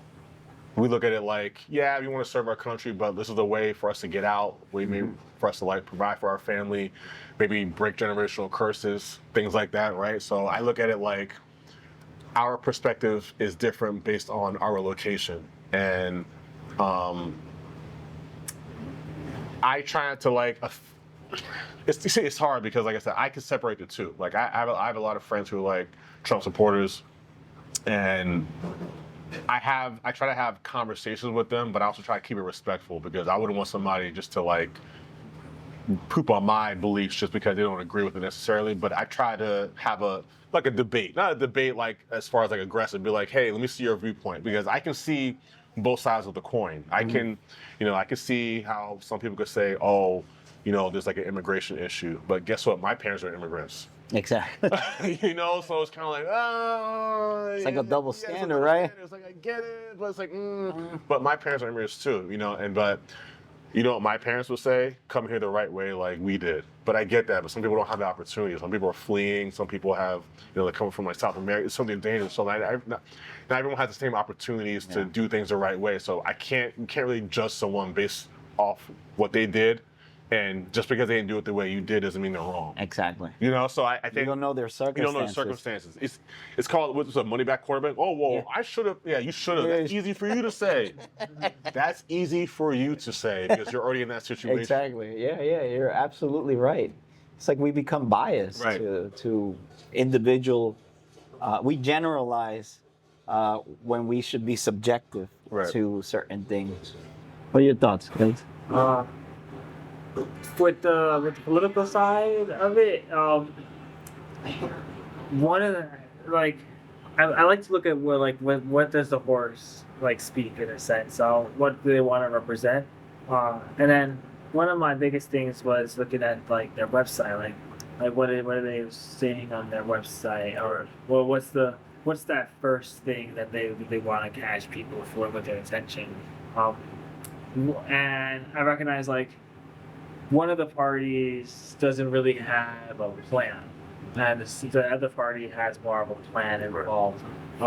And if I want a leader that's going to represent, but presidency is kind of like a mascot for America, because you already had the people the other people in the black hats, the black suits are going to hit later when you step into office. So but I still want somebody that's going to be the mascot, the mask of America, to have a plan to be able to do those negotiations, because when you're with other world leaders, there's pressures that some people need, that some people can't handle. That's the pressure needs to, that pressure has been instilled. So when I'm deciding on a certain leaders to represent, I look for certain traits in that leader. What exactly are they representing? So I recognize that on that side, and then I want to touch up a little bit on the equity side with the military as well. Yeah, go ahead. And the education world, when you're ranking up your degrees, it's kind of when you're out of the degree, you have practical knowledge on it, which is there, but really it's the principles that really gave you those degrees, how much you learned from it. How much time you spent studying and studying this one book to then applying it, etc. It's kind of like the military. It's the principles that you guys learn that went up. So I don't get how we're not distinguishing, or I don't get how we can't find that middle ground, equity and principle. I think that's. I know. Like I said, I think a big reason is because we live different lives. Yeah, you can't exactly, because to be a very successful leader. I would say a valuable leader. Successful. There's a difference between success. You want to be a valuable leader, you got to first remove yourself from your shoes and start investigating what it is like to be Dennis. Yeah. Right? What is it like to be you? Without any prejudgment. Just listen. Take information. You take that information and then you start analyzing. What do you have here? What do you have here? And how you're going to first showcase both of you to shine where you're strong, but your weakness, you're going to hide it with me because I'm going to train you in the process, right? That's how you start elevating people. A good leader hides your weakness while they're growing you in there, and they're showcasing. It's almost like Madison Avenue. You see those. That's what you want. That a good leader is going to showcase that. What you're good at. And there's damn, Kevin is good, but nobody knows what you're working on. That's in secret, discreetly. That's what a good leader does, right? So to me, the significance of, like you said, the values, right? The values, how is that can be equated? you evaluate that. Yeah. It's easy. You evaluate somebody's day to day. When you work with somebody after 90 days, you can kind of understand that person is structured. Yeah. He never comes late. Work ethic. Work ethic. Yeah. You can see that he's not waiting for you for somebody. He's taking initiative on his own. He finishes his work. He goes help somebody else. You don't have to be I'm sorry. You don't have to be a rocket scientist to notice that that's valuable right there. That's so funny you said that, because I kind of want to circle back to what we talked about mentorship too. This is why mentorship is important. I'm gonna tell my story. I had a similar story. So this is about mentorship and also being in someone else's shoes. So I had a crew chief, and he used to ride me so hard. And I pulled him aside. I was like, Chief, why are you riding me so hard? Like, I'll be smoking these dudes. I'll be like, I'm high speed. Like, I'm one of the top guys. Like, I'm crashing everybody. And he was like, that's why I'm so hard on you. And at first I was like, I didn't get it. I was like, wait, that's like backwards. He goes, no, it goes, I have to be so hard on you because you are one of the top guys. And if you slack off, these guys are going to follow you. Mm-hmm. Because they're like, yo, Penny's doing that. I'm going to do it too, because he's the guy we're following. So I had to kind of put myself in his shoes. Yep. Because I was I just made E5 at that point. So I was like, I was kind of doing whatever, but he was like, yo, like, it's kind of different now because your peers are now following you. Yeah. And you're not where I'm at yet, but you're about to be there. So you have to separate that too. You have to be locked in, kind of the mentorship. And I needed him to tell me that because I wouldn't have seen it on my own. I had to have someone who I aspire to be like, yo, bro, this ain't it. You got to like tighten up. Because he's looking out for my best interest, because he sees something in me. Yeah. Right? So part of it is, yes, you have to be aware of your surroundings, but also you have to put yourself in leadership shoes. Like, would you want to follow someone who's always goofing around and taking that seriously? You're not going to take that person seriously. Yeah. We took Chief Miller seriously because he was locked in, and we respected him for that. And we followed him. We will follow that man to the depths of hell. And he knows that because he sets the standard. He also leads from the front. He's never like, yo, do because I say so. He's right there with us. Yep. Respect. So that the whole kind of circle back to the mentorship, respect, that purpose. So to your point, it's kind of like you do have to see yourself outside of yourself, because we always think we're never wrong. Like, oh yeah, I'm doing everything great. No, because you might be doing something great for right now, but there might be a trickle effect that you don't see. Exactly. I call them phantom costs, right? You don't see what you're doing on the end because that kind of sneaks up on you, right? Yeah. And then you're like, damn, that came out of nowhere, but it was piling up over time because you didn't see it, because you're in your own head, like, oh, I'm high speed, I'm doing this, I'm doing that. You're not paying attention to what's going on over here. Definitely. It's like you said before, the shortcuts in life, right? Those shortcuts are just, I would say, a road to an abyss eventually, because it can only take you so far. Right? You know the road, you're familiar with the road. You can create new roads because you've already been through the toughest roads, right? And I do believe that leader in your life probably played a big impact, right? And how you perform as a leader yourself, right? And now in your leadership position that you are now, that you're not only trying to lead whatever you do at your work, but you're also trying to educate veterans in terms of what they could do when they come out, and the things that they have available. What are your number one objectives within that role? And personally, where do you want to lead yourself? So my main objective at my job is to make sure that all of my guys get the right information and are able to be successful and complete their degree and move on and get jobs and things like that. So my main goal is to help you to transition from military to student to member of society, whatever job you pursue. Our guys and gals usually do well after they graduate, just because we have so many things set up for them. So while they're also going to school, we have like mentorship. I mentor these guys, some of the other staff mentor. We have like internships for them, whatever field they want to get into, we kind of assist that. So we kind of make the transition just smooth for them, not as far as like, I'm saying as far as like just, going to school. You don't have to worry about your term bill being paid. You don't have to worry about, it's just GI Bill's paying for that. So we just say, hey, pick your classes, go to school.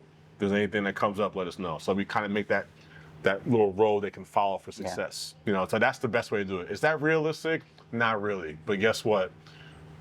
It's it's a disservice, and we're kind of circling back to just say, oh, thank you for your service, get out, go get a job, figure it out on your own. That's not realistic, because like I said, they have mental issues they may be dealing with, physical issues they may be dealing with, physical disabilities, right? Family issues that may not be resolved, or whatever else they got going on. The last thing they got want to worry about is like, how am I going to pay for college? How am I going to support my family? A lot of people who are military getting out, they're not, they're young, but like our demographics is like anywhere from like 25 to like 50. 50, yeah. Right? Some of these guys are like first sergeants, they've been in 25 years, master sergeants, right? 27 years. Yeah. Right? You're getting out, and now you're trying to, rebuild, repurpose. So that transition is harder. It's actually harder for the younger guys are really better than the older guys. The younger guys are really good at like readjusting, because they're like, okay, whatever. Yeah. Did it like 5, 7, like I'm out, whatever. It's really the guys who've been in like 20 plus years. Yeah. It's hard to unlearn 20 years of Army. That's very, very difficult. Right? That's true. It's a culture. That, right? So a lot of it is just trying to let them know how things are now and how to navigate it. What should be and what should is, that's a whole different conversation. But we need to focus on what's happening currently and how we can make sure you're successful to move on and take care of yourself. And then also too, is a lot of it is also just letting them know how the world really works. You've been in the military for 20 plus years. It's not like civilian worlds, okay? Mm-hmm. You're not just gonna get out here and just knife hand your way through the situation. Like you have to like scream your way out, right? But I do think the military is doing better with like getting soldiers, airmen, and sailors educated. Like TA is now 100%, and they're pushing for TA. So now even E1s can use TA. Oh, really? Right. Yeah. So they're really pushing for like education now, because they're seeing it, like they're hearing like, yo, we're getting out. You told us we'd be able to do X, Y, Z, and now we're getting out, and there's no opportunities. And we're screwed. Like you guys are working at UPS and FedEx, like exactly. So I think a lot of it, to your point, has to be DoD having like a 3-month, 4-month window from when you're ESing. Say, okay, you're getting out. Are you on terminal leave? What are you trying to do? Things like that. You have a job set up. Are you retiring? Where are you going to stay? Where are you going to stay? Exactly. Right. If you don't have a place, there's this complex for people for 6 months until you can get your.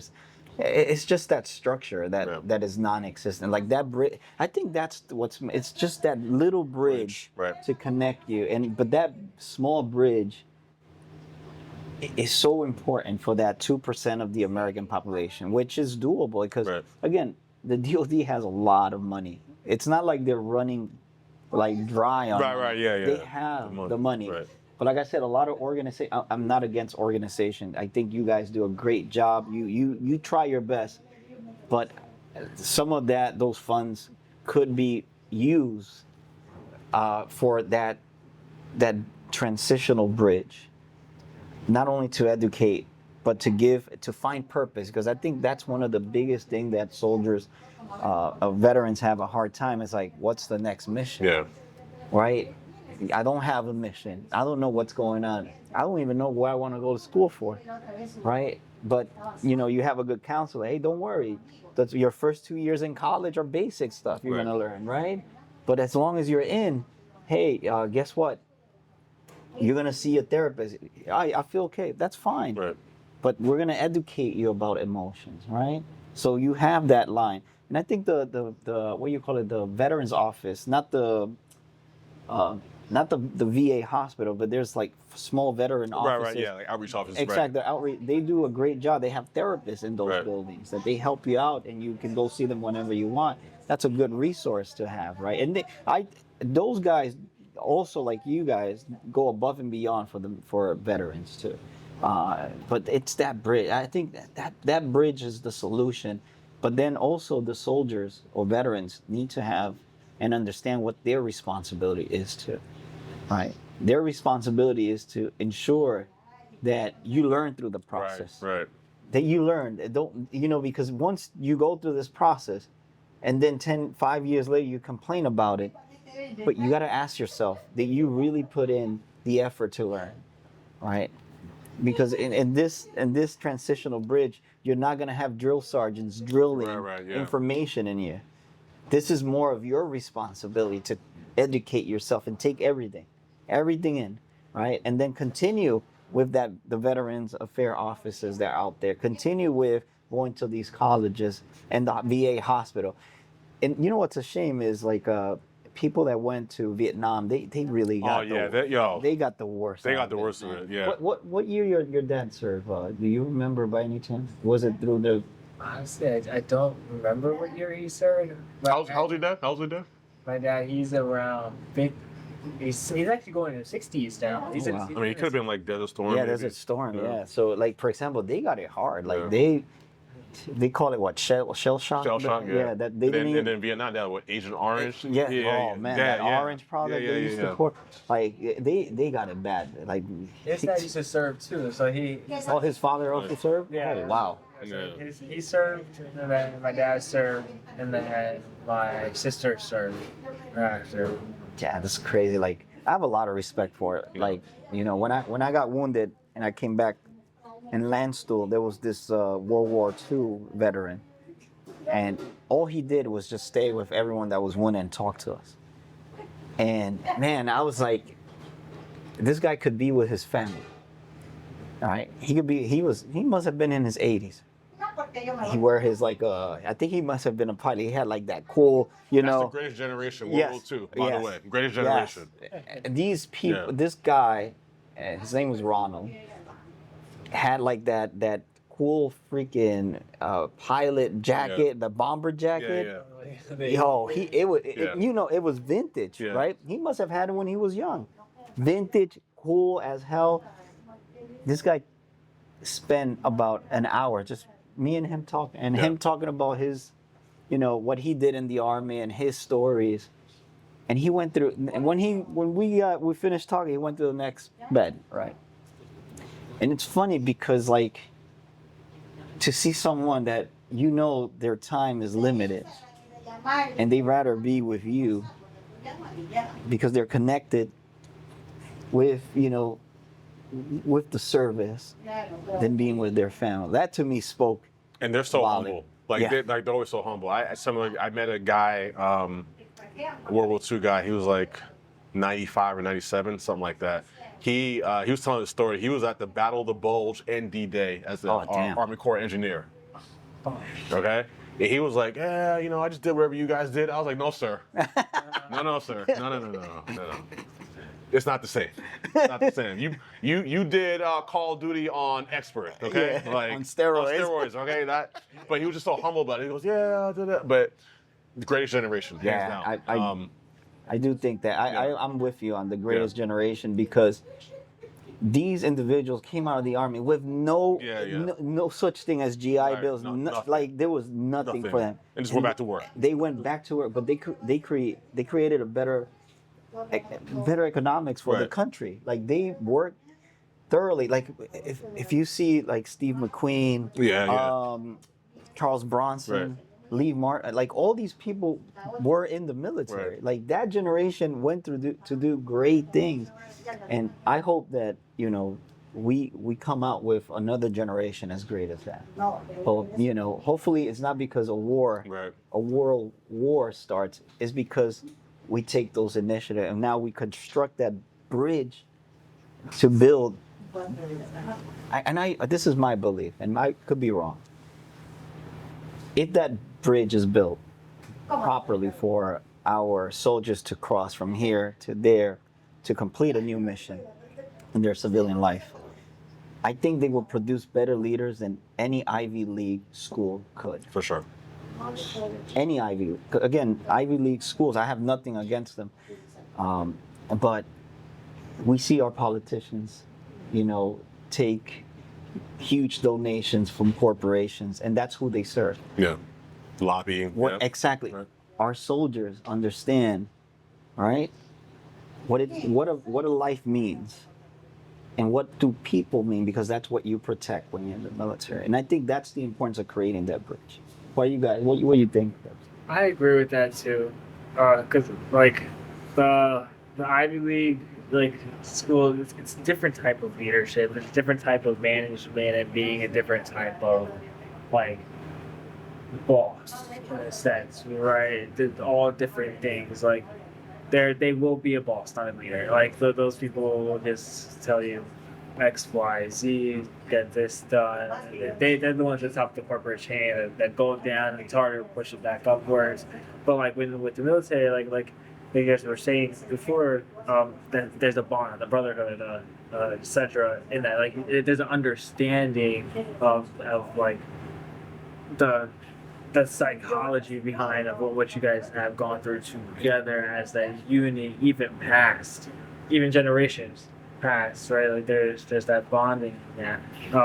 So with that, like the leaders that like when that bridge is created, like yeah, those leaders will make sure that the human capital, the human life is prioritized rather than the monetized capital, because the monetized capital becomes more selfish than the human capital. The human capital is about growing the humans around, and ultimately growing the humans around is what grows the monetized capital. But a lot of them just think that it's the monetized, because if you're going to Ivy League, you're right, the money's already there. Exactly. You belong to that. Some, not all of them, because there's scholarship, but you belong into that circle. What are your thoughts about that? So I agree with Kev. You know, you want to invest in people, not things. You know, because like I said, the things, they come and go, but the people, like I said, I remember my leadership even today. All my lieutenants, all my captains who like mentored me, I remember them vividly to this day. I can call them up, hey sir, what's going on? You can't put a price tag on that. Yeah, you know, like you can't put a price tag on that type of knowledge. You know, even my mentors, a lot of my mentors combined have over like 100 years of naval experience. Oh wow. You know, so it's like, why wouldn't I go to them for something that I need, because they have the blueprint. So I to your point, I do think we are in a world now where it's like pay to play. So if you don't have the coins, you can't even get in the game. Exactly. Unfortunately, right? And there are, you know, you see these big companies, you know, they're laying people off, but the CEOs are getting these big profits, and you're like, oh, we care about people, but you know, like, the double standard. The double standard, right? So like I did the math on one of them. So I did like so like I think at one point, remember when UPS was going through the whole strike thing? Yeah. So they did the numbers. They said in order to give all UPS workers like a $3 or $4 raise, it would only cut to like $1.5 million of profit, and they make like $30 million a year or something like that. So you couldn't take 1.5 out of that 30 and just like, you know, let's hook our people up. So, but in the military, we have an understanding. You take care of me, I'll take care of you, and that's how we grow together. Exactly. So I think that these corporations, there is a lot of greed in it, a lot of lobbying, a lot of, you know, pay to play. You know, like, oh, here, you know, pass this policy, I'll throw some money your way, or oh, I'll co-sign for this. And it kind of circles back to, you even see now like military guys are being used as almost like pawns in like political ways, just to like, oh, well, we support veterans. Do you really support veterans, or are you just saying that to get? Where's my $1 million? Yeah, right. You know what I'm saying? So that the support is, yeah, but you're supporting me by giving me an entry-level job at FedEx? Exactly. That's not really supporting me, bro. You know? And that's the meaning of the equity, and you hit it on the nail. It's like, unfortunately, the vote, again, I'm not a Republican or Democrat. I actually analyze, like, if the plan you have, how factual could it be? Right. And I go through the nitty-gritty of bothering myself, of investigating if the numbers match, if it could be possible. Now, regardless of the plan that these two candidates have, we're betting on which candidate is going to serve the corporation that made donations for their campaign over the people. That's it can hit you like a ton of bricks on your face, but that's the cruel reality. Right. Or you know, we do have migration issues. We do have, you know, a lot of financial issues in the country because our inflation is crazy, right? And to me, it's like if we know these problems are bigger than helping the corporation and gave you donation, but you still chose. I'm not condemning you, because everyone, at some point in your life, you're going to be judged fairly.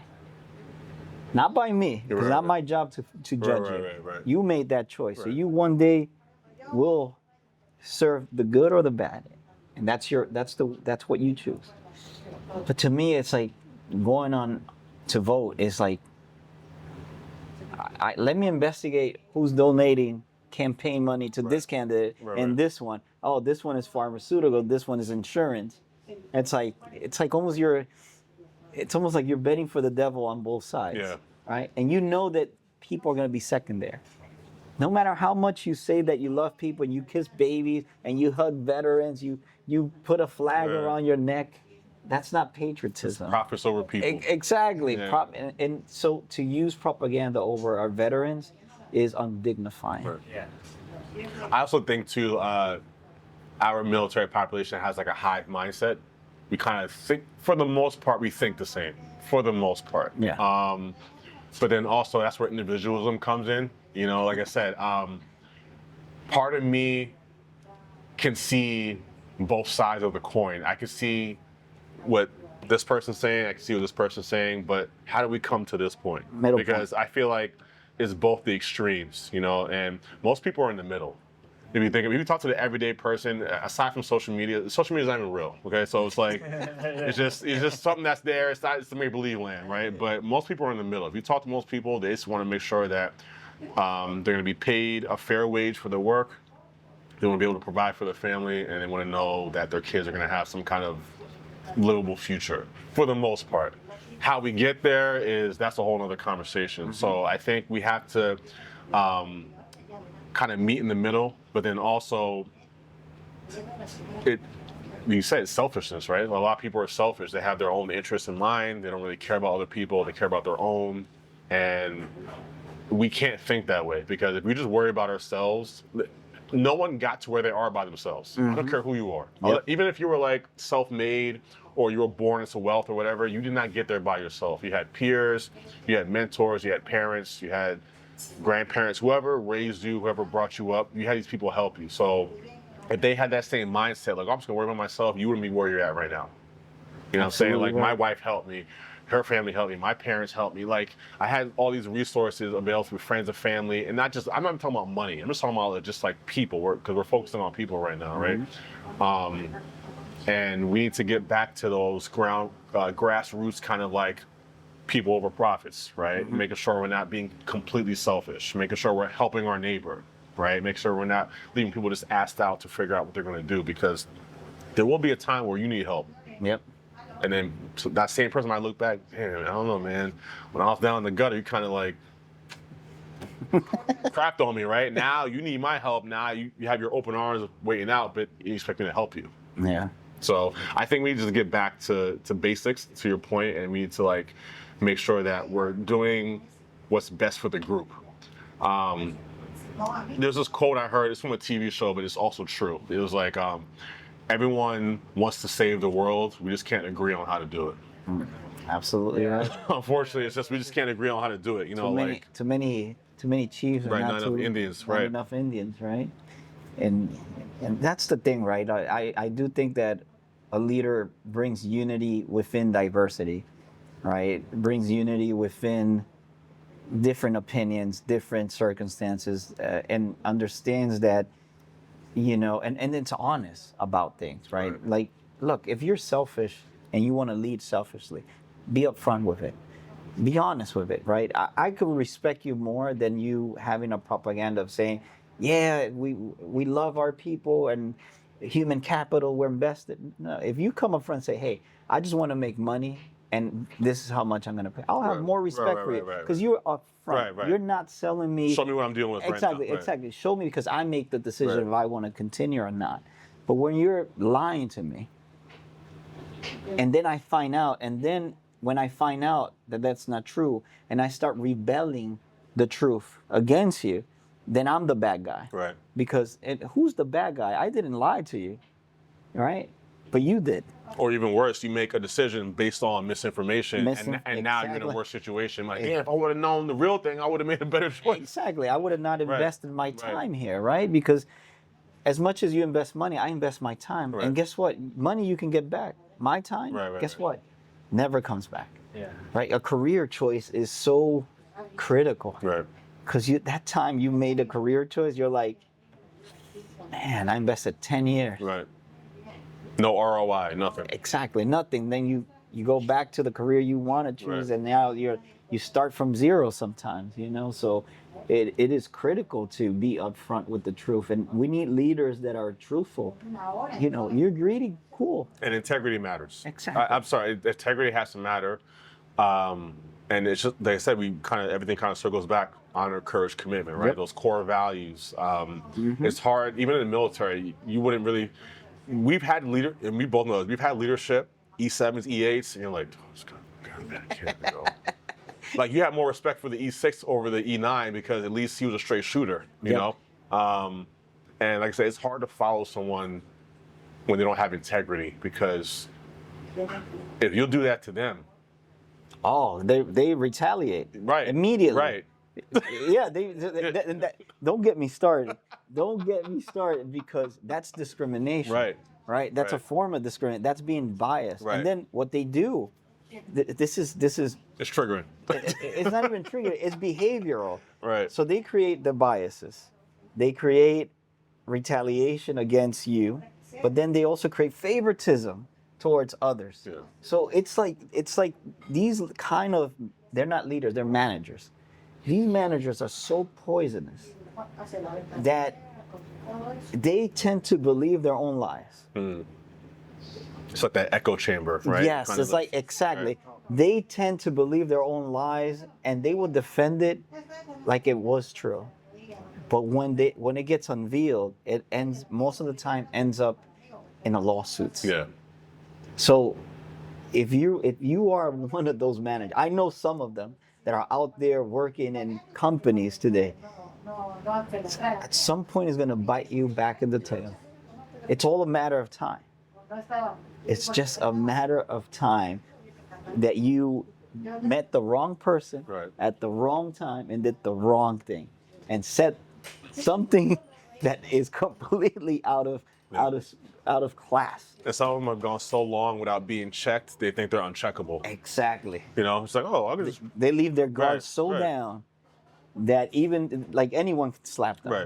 right. And you know, it's crazy. You mentioned it, but that's kind of like, Even having that control of like even being able to like seeing that their guards are down and being, you know what, I'm gonna try to control it and then Right.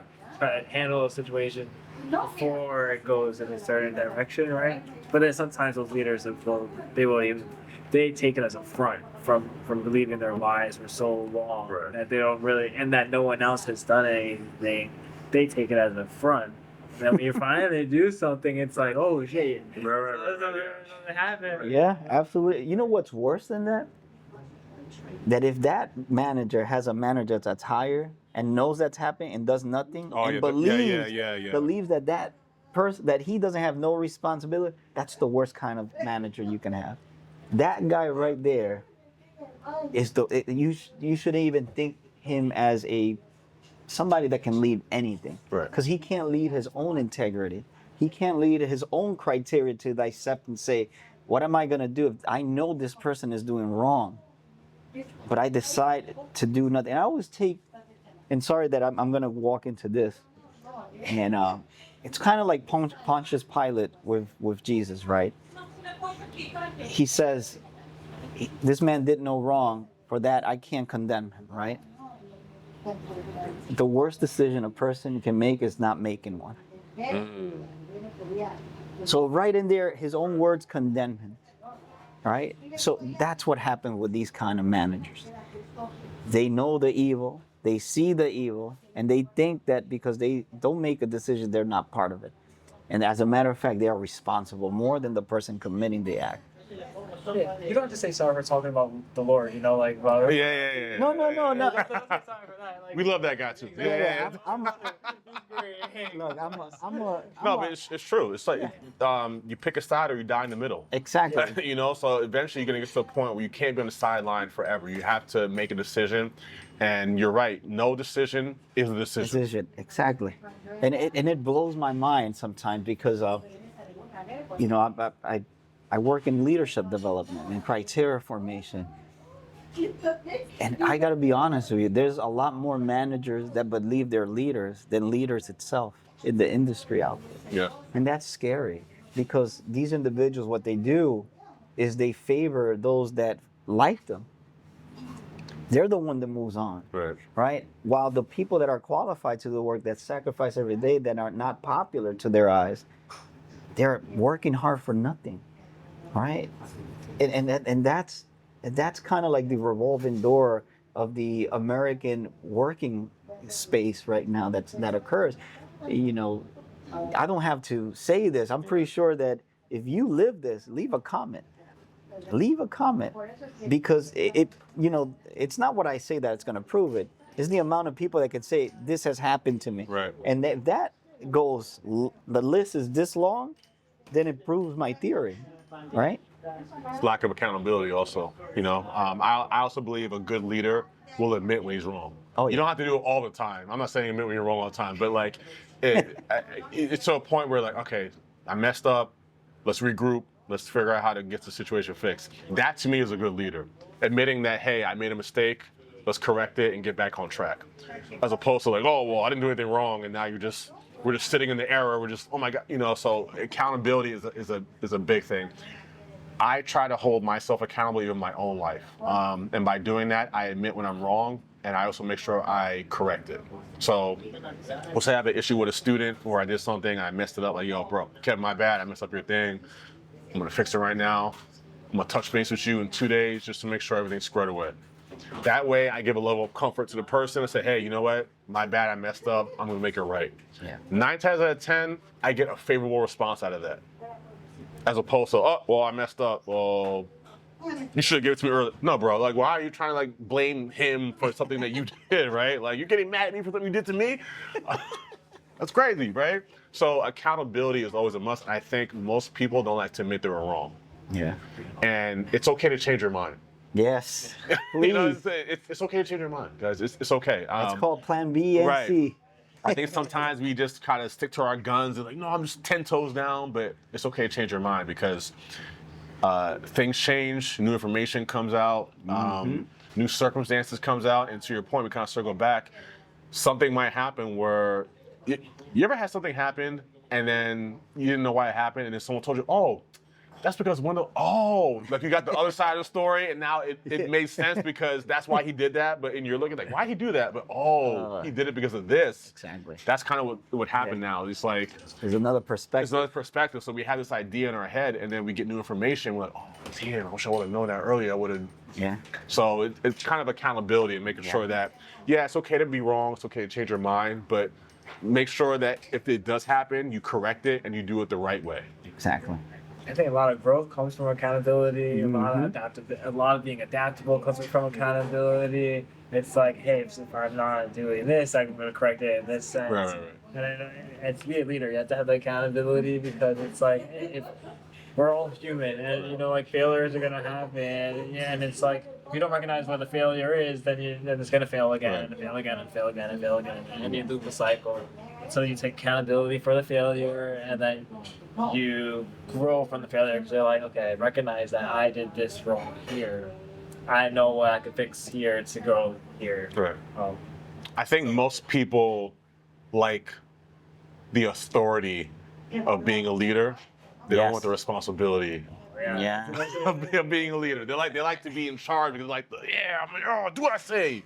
But they don't like the back end where it's like everything falls. This is your fault, sir. Exactly. You're in charge. So it's funny you mentioned that because when any decision you make, there's always a risk. Right? When you try to make a decision, you investigate to see all your possible outcomes, right? You're limited because we can't see every but you at least try to compute everything that could possibly happen. And then you make the best decision, and then you divide that, right? If this doesn't work, I'll go here or here, right? And somebody that has accountability understand that you can't win everything. Right. With the decision here, you're going to lose here. With the decision here, you're going to lose. When you go to battle, I'm pretty sure the captains know we might lose 1,000 people in this battle, right? But we're going to gain the fort. So I think that's the biggest opportunity for leadership. understand that when you win, understand where you're losing. It's just physics, right? Right. It's this like universal principle. It's a universal principle. You're gonna lose some energy to mass, or vice versa, right? It's the same thing in life. You're gonna. I think too also about being a leader is you have to take a risk, and I think a lot of people are afraid of taking that initial risk because with great risk comes great reward. So being a leader just isn't like do this because I say so, follow this. It's taking that risk. Like, damn, okay, we do take this for mothers 1,000, but is there a better way? There's not. We have to do it this way. So that is also part of it. So it's accountability, risk management, and then also making sure you're leading by example. I don't think we touched on that either. Leading by example, and that's yeah, right. Definitely. Oh, that's a big one. And believe it or not, emotional intelligence. Emotional intelligence pays a big, like the guy from Fury. Again, Yeah. When I saw that scene, it just hit me like. It was real. It's real. Yeah. Yes, this guy wanted to Yeah. cry in front of his Yeah. people. All right, he composed himself. He acted up, and then he said, "I need my space." That's being responsible. Right. But when you have leaders I don't call them leaders. I call them managers because they haven't evolved to become a leader. When they can't even manage their own emotions, but then they're asking others to do so. That's the double standard. Look. The last place I worked, this is funny. Time and attendance. It's a big issue, but it starts from the top. The guys asking those in the bottom to be accountable for time and attendance out of 5 days a week, probably came on time one day. Yes. That's the kind of management that is leading the industry, right? But they're holding them accountable and taking notes, right? And then, you have 3 lateness, come into the office. Right. But then, are they doing this with themselves? Like, you start with yourself, right? No excuses, right? Oh, God, the train. It's like, you don't drive the damn train. Yeah. You don't. So get up earlier. Right. Get ready earlier. I've heard every excuse. The dog, say, yeah, cool. Now it happens 3 times. It's not the train. Right. It's you. What are you going to do to fix yourself? I'm not asking you to fix anything else but yourself. Now, if you don't want to do it, unfortunately, I have to do my job and hold you accountable. Right. Because guess what? I'm going to show you my time card, leading by example. How many latenesses you see in a year? 0, right? That's why I'm holding you accountable. Right. Because you have to be better than me at some point, right? So it is mind-blowing to see the kind of managers we have out there. And last but not least, what do you want to achieve in your career, like in the next 5-10 years? Where do you see yourself? So I would like to get more exposure with media and just kind of making sure that the veteran population has all the information they need, and do more things like this. Have open discussions. Things we don't talk about. We should be talking about this stuff on a regular basis. Oh yeah. On a regular basis, and I want some of the older vets to know that there are resources for them and they can get the help and they don't have to stick with that stigma. Yeah. And I also want the younger vets to realize that there's also resources for them, and just because they're not older doesn't mean, I'm not an old vet, I'm not worried, because it's gonna come, so I just want to put more awareness. I want to help our people, I want to help them the way I got help from my mentors when I was doing my own journey, as far as like getting education, getting back in the work field, things like that. So it's really just to be a good member of society, make my family proud, and also help our veteran population make sure they get what they need and what they deserve. Cool. You already heard Dennis Penny, right? Where can they find you, Dennis? So I'm at Rutgers University, the Office of Military and Veteran Programs and Services. We're located on 14 Lafayette Street in Brunswick, New Jersey.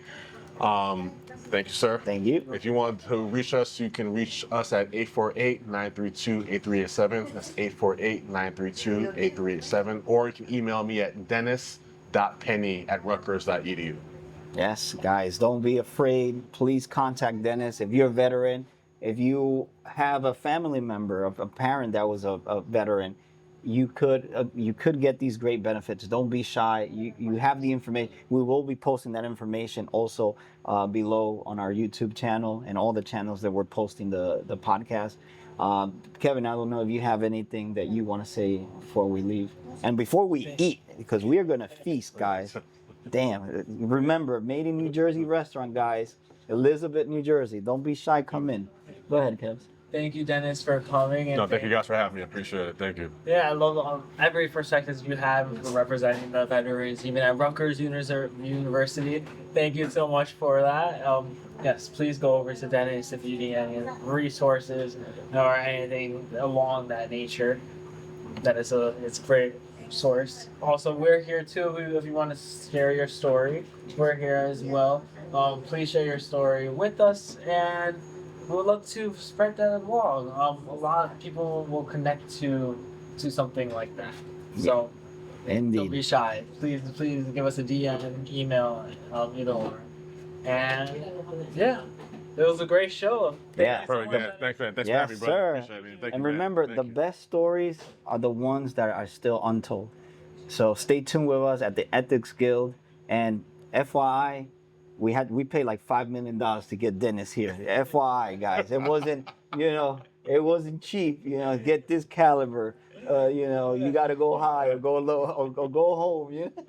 But yeah, guys, thank you. We will see you next time, and we're gonna eat. Let's go. Yeah. What you thought of it? That's good, man. Yo, definitely. Yeah. Let's eat, man. Let's eat. Yeah.